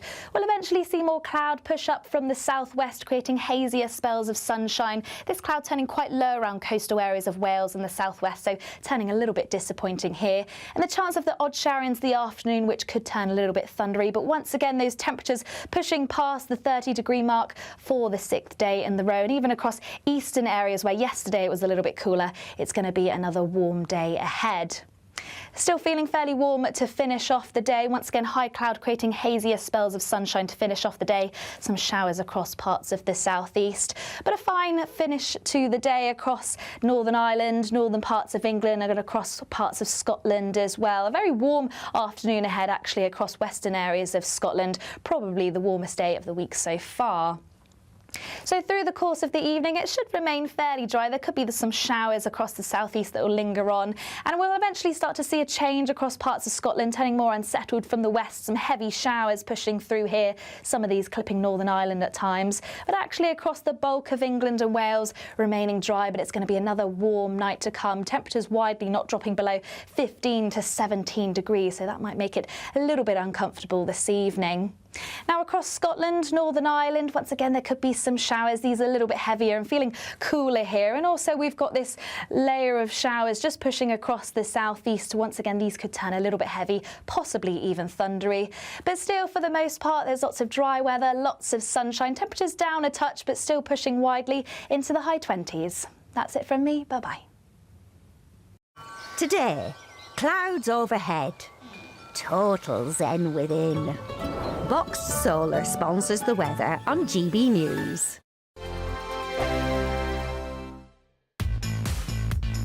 5 hosts, 5 opinions, 5 fearless debates, 5 unfiltered takes on the day's news. 5 reasons not to be anywhere else on Saturday night. This is the Saturday 5. You got me good there. Britain's biggest Saturday night TV show. It's not a bad brand. Yeah. Uncensored. Very, very racy tonight. On the unpredictable. What did she say? Can you translate it for us? And always entertaining. And how can a country go from being led by William Wallace to Saturday nights from 6 p.m. only on GB News, the People's Channel. Britain's news channel. You're going to want to stay tuned, trust me. Do you trust what you're being told? Good, because neither do I. Those are just facts. I'm Alex Armstrong, and on my show, we'll expose the spin. Well, I want to answer that, because you didn't let me last time, because you always speak over me. The broken promises. To deny that is denying the truth. And the hypocrisy. Needs to stop. We can allow. Politics, policy, Parliament. Nothing is off limits. No sugarcoating, no fear of offence, just the truth laid bare. Tune in every Saturday and Sunday at 9 p.m. for Alex Armstrong Tonight, only on GB News, Britain's news channel. Join me, Nana Akweer, for an informative, interactive news programme with a difference. It's fun. No, he didn't say that, Dave. I'm so surprised. I think there's an element of truth to that. Join me from 3 p.m. every weekend, only on GB News, Britain's news channel. Westminster's full of talk, but out here, it's the real world. Am I allowed to talk now? No, that's it. This is where it matters, real people and real lives.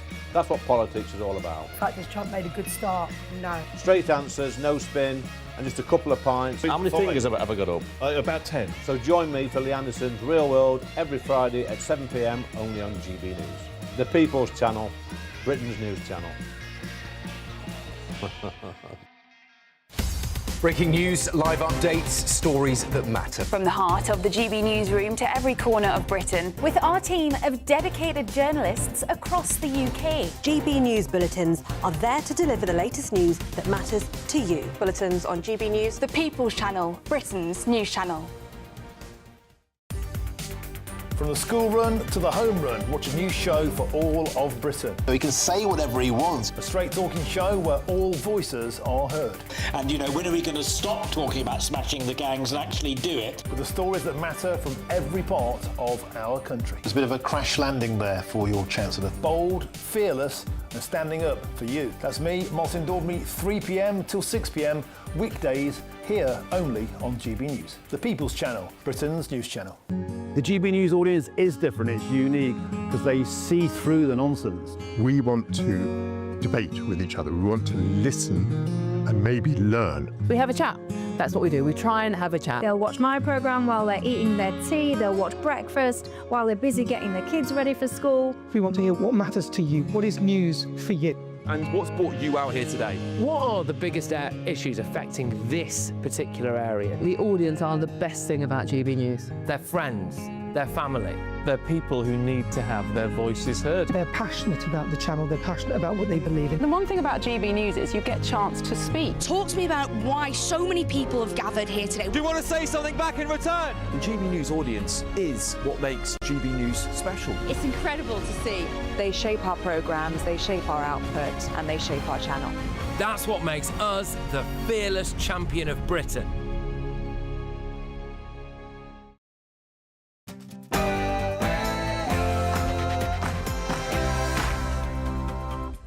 Good evening, it's 9 o'clock. I'm Alex Armstrong, standing in for Patrick Christie's. Tonight on the show, white British births plummet as number of babies born to migrant parents has surged. Will dramatic cultural change lead to more of this?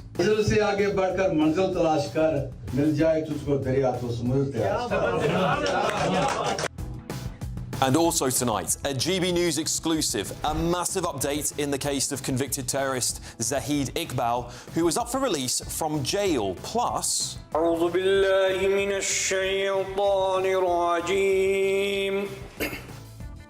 yeah, should council meetings only be conducted in English? And that's why the Labour Party has a fully costed plan to freeze energy bills this winter.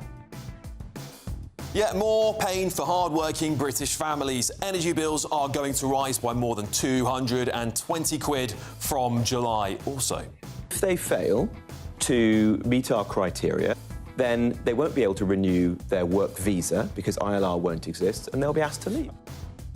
yes, Reform UK infighting spilled out into the public as Zia Youssef and Robert Jenrick are embroiled in a spat over deportations. And on my panel tonight, Director of Popular Conservatism Marg Littlewood, Reform UK councillor Jamie McIver and broadcaster and journalist Nina Mishkov. Your Wednesday night starts right here.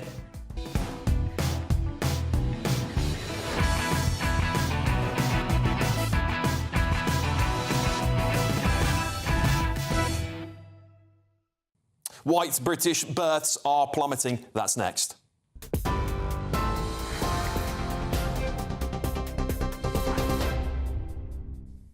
Good evening, it's 1 minute past 9. I'm Katie Bowen in the GB newsroom.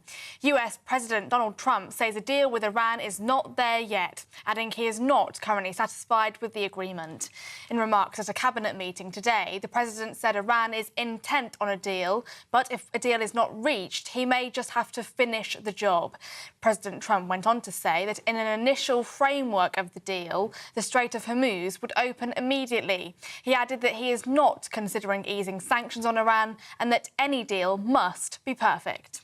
Iran is very much intent. They want very much to make a deal. So far, they haven't gotten there. We're not satisfied with it, but we will be. We will be either that or we'll have to just finish the job. But their Navy is gone, as I've said 1,000 times. Their Navy is gone. Their Air Force is gone. Everything's gone, and they're negotiating on fumes. In other news, resident doctors will strike from the 15th to the 19th of June as part of their long-running dispute with the government. The BMA announced the strike dates and said there could be more to come in July, saying the new Health Secretary, James Murray, had not improved the government's offer. Chair of the Resident Doctors Committee, Dr Jack Fletcher, says they are still vague on new jobs and there is no further money on the table. James Murray has responded, saying the door is still open to working with the BMA. I'm really disappointed that the BMA Resident Doctors Committee have called a strike which is unnecessary and totally avoidable. I met with the BMA committee earlier today as the new Health Secretary and I made clear to them that my door was open to working with them when it comes to job progression, when it comes to working conditions, training opportunities.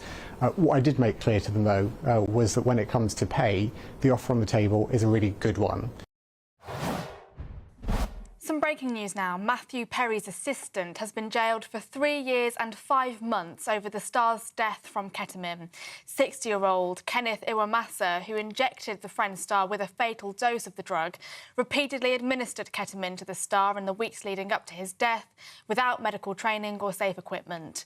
Iwamasa pleaded guilty in August 2024 to 1 count of conspiracy to distributing ketamine causing death. Migrants who arrived in small boats during sunny conditions over the bank holiday weekend have been charged with illegal immigration offences. 3 men have been prosecuted for arriving in the UK without entry clearance, and another 3 have been charged with endangering the lives of others during a sea crossing and have been remanded in custody. Sarah Dineley from the Crown Prosecution Service said many of the cases were charged within hours over the weekend, which meant defendants were brought before court within days of arriving in the UK. And household energy prices will rise by 13% a year in July as soaring wholesale costs driven by the conflict in the Middle East begins to hit bills. Ofgem says a household using a typical amount of gas and electric will pay £221 more a year. The jump will equate to a rise of £18 a month for the average household. The energy cap covers 33 million households in England, Wales and Scotland. Those are your latest GB News headlines. Now it's back to Alex. Tune in to GB News Radio wherever you are. Online, on DAB digital radio, on TuneIn, on Radio Player, on Nation Player and on your smart speaker. Just say, play GB News.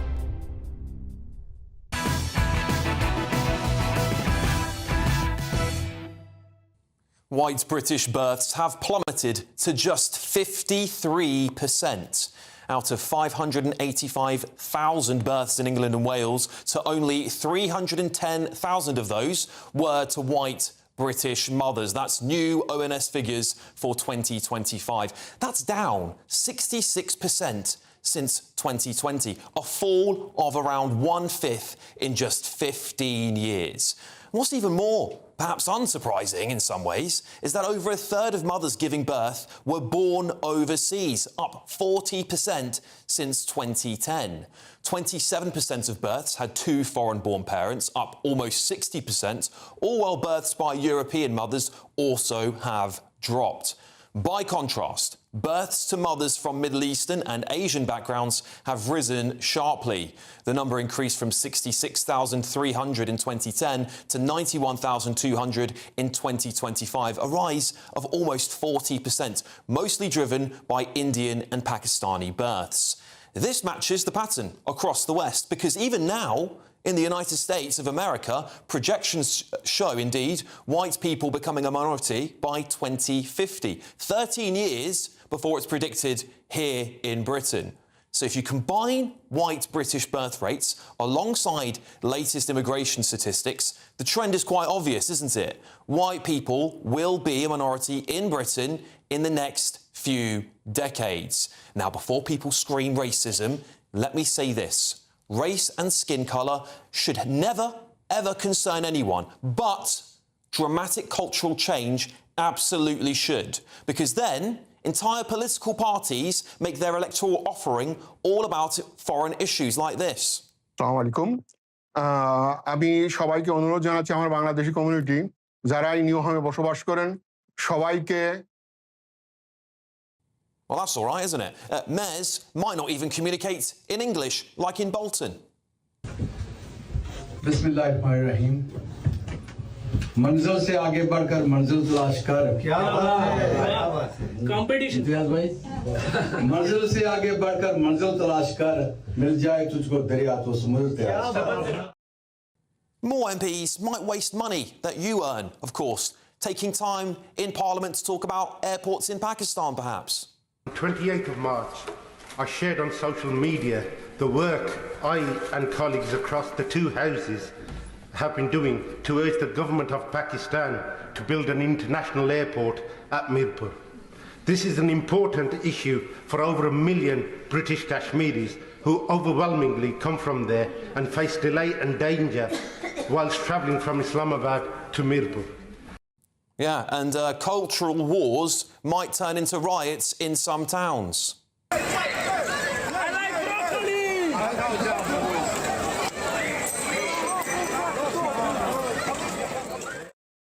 And of course, we're more likely to see things like the Pakistani rape gang scandal, which evidence suggests is at least somewhat driven by racism against white British people.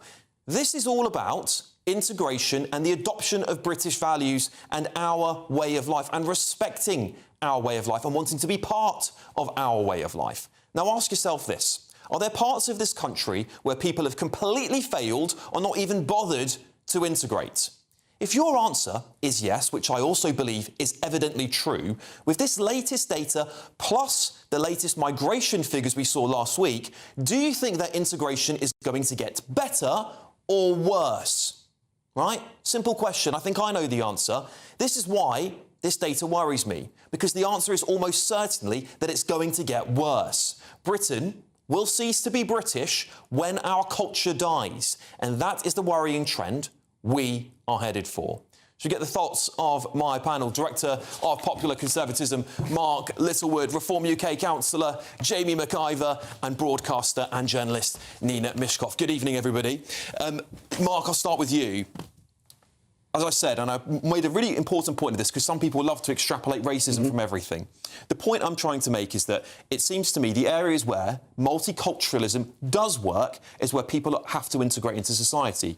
We're seeing swathes of towns and places up and down the country where there are no white British people, and evidently there's no British culture there either. That is my concern. Yes, I think that's a legitimate concern. I'm absolutely with you. If assimilation and integration was going perfectly, then I think these figures would be of no interest whatsoever. But if you have concerns, which I do, and I think most British people do, that integration and assimilation isn't working, certainly in some areas, certainly with some cohorts, then these numbers are deeply problematic. I mean, I think the white British birth rate's fallen to 1.3, 1.4 per mother. I mean, this is extraordinarily low, so we know the trajectory.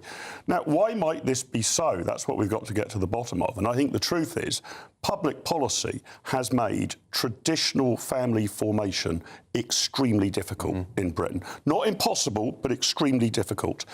For example, you're better to have two parents each earning £40,000 a year than one parent earning £80,000 a year. Our housing system is a total disaster, so prices have gone through the roof. Young people find, setting up their own home and starting their own family nearly impossible. I think we should allow income tax thresholds to be ported between parents. So if one of the parents is stay at home, that income tax threshold can be added to their partner. But at the moment, we've made it near impossible. And culturally, Brits have not tended to have particularly large families, whereas some of these other groups have tended in that direction. So you start, if you like, if you're just looking at the birth rate, as something of a cultural disadvantage if numbers are what you want. So all of that coming together is a perfect storm. And I share your concern that if we're on this trajectory, we are likely headed towards a more divided society rather than a more united one. And that's what we all want at the end of the day. We want a united kingdom, not a divided kingdom. Jamie? Well, I think, first of all, if anyone's looking for a reason why they shouldn't vote Labour or Conservative ever again in their life, it is this. This is the legacy of what the Uni Party have done to our country. They should never be forgiven of it. But is anyone surprised, Alex? Is anyone actually surprised when you are importing people to this country at an unsustainable rate, whether that be illegally or legally, people from countries that are not anything like our country, where we have nothing in common at all, and we are encouraging people to come to this country. And of course, because we are a very, very, very silly country that enables people to go and have children, get more benefits, get a bigger house, have another child, get another house, have another child, get a mobility car, have another child. Oh, the council will pay for your children to go to school. It's a complete racket. And what we have done is been a soft touch, and this is the implication, and it is going to get worse, and it's going to get worse quickly, because those children will then have children, who will have children, and before you know it, it will be very strange to bump into a British person whose family history and legacy is within Britain. And I'm particularly sad for English people. I'm particularly sad because I feel if there's one group of person in this country who is being squeezed out of their country, it is English people. It's not quite hit Wales and Scotland like it has in England. Look at the East End of London. Look at parts of the north of the country where you literally have now wholesale votes from one religion and one culture winning elections, then getting chains of office and becoming first citizens of counties. It's wrong. Nina, your thoughts? Well, there are several issues here. One is that you have to look at this attitude towards people who come from another country in terms of they can't be really British. That would include me, because amongst those statistics that you quote are children born to parents, one of whom is not born in this country. That includes me. My father was Polish, he was not born in this country. So where's the problem? You look at, and Scotland I know, where I later lived, what happened at the end of the war? There was a massive influx of Poles, a massive influx of Italians. There are any country you go to, there's a little Chinatown, there's a little Italy. Now, there's absolutely nothing wrong with that. They add to our nation culturally. They add all sorts of advantages, and the problem is, because we are not as a group women wanting to have more children. So we are down to 1.3. This is not sustainable when we have a growing older generation, myself included. So we need people. We need these people to do the jobs that we can't do. Can I put this to you, Nina? Can I put this to you? Because you mentioned obviously Poles and other groups that have come here. South Africans, a lot of South Africans here as well. The pattern that I see is that I don't look around Britain and see towns that are predominantly Polish culture. There's a lot of integration. A huge Polish community in Leeds. But I don't look around and find evidence of that en masse. But this is the point. And I see some towns that are no longer identifiably British in any way, shape, or form. Well, what do you mean by identifiably British? Well, there's parts of my. You mean they don't look white? There's no white British people, which is part of it. What is the problem with that? There's no problem with that. My own stepfather is not white British. My little brother's a mixed race. No problem. It's the culture that I'm worried about. And when I walk up the street, there's no English spoken. There's actually signs that are not in British. In English, in the English language. And I think that makes me feel uncomfortable with somebody whose country this is. I wouldn't go to India or Pakistan or any parts of Africa and expect to find British culture there.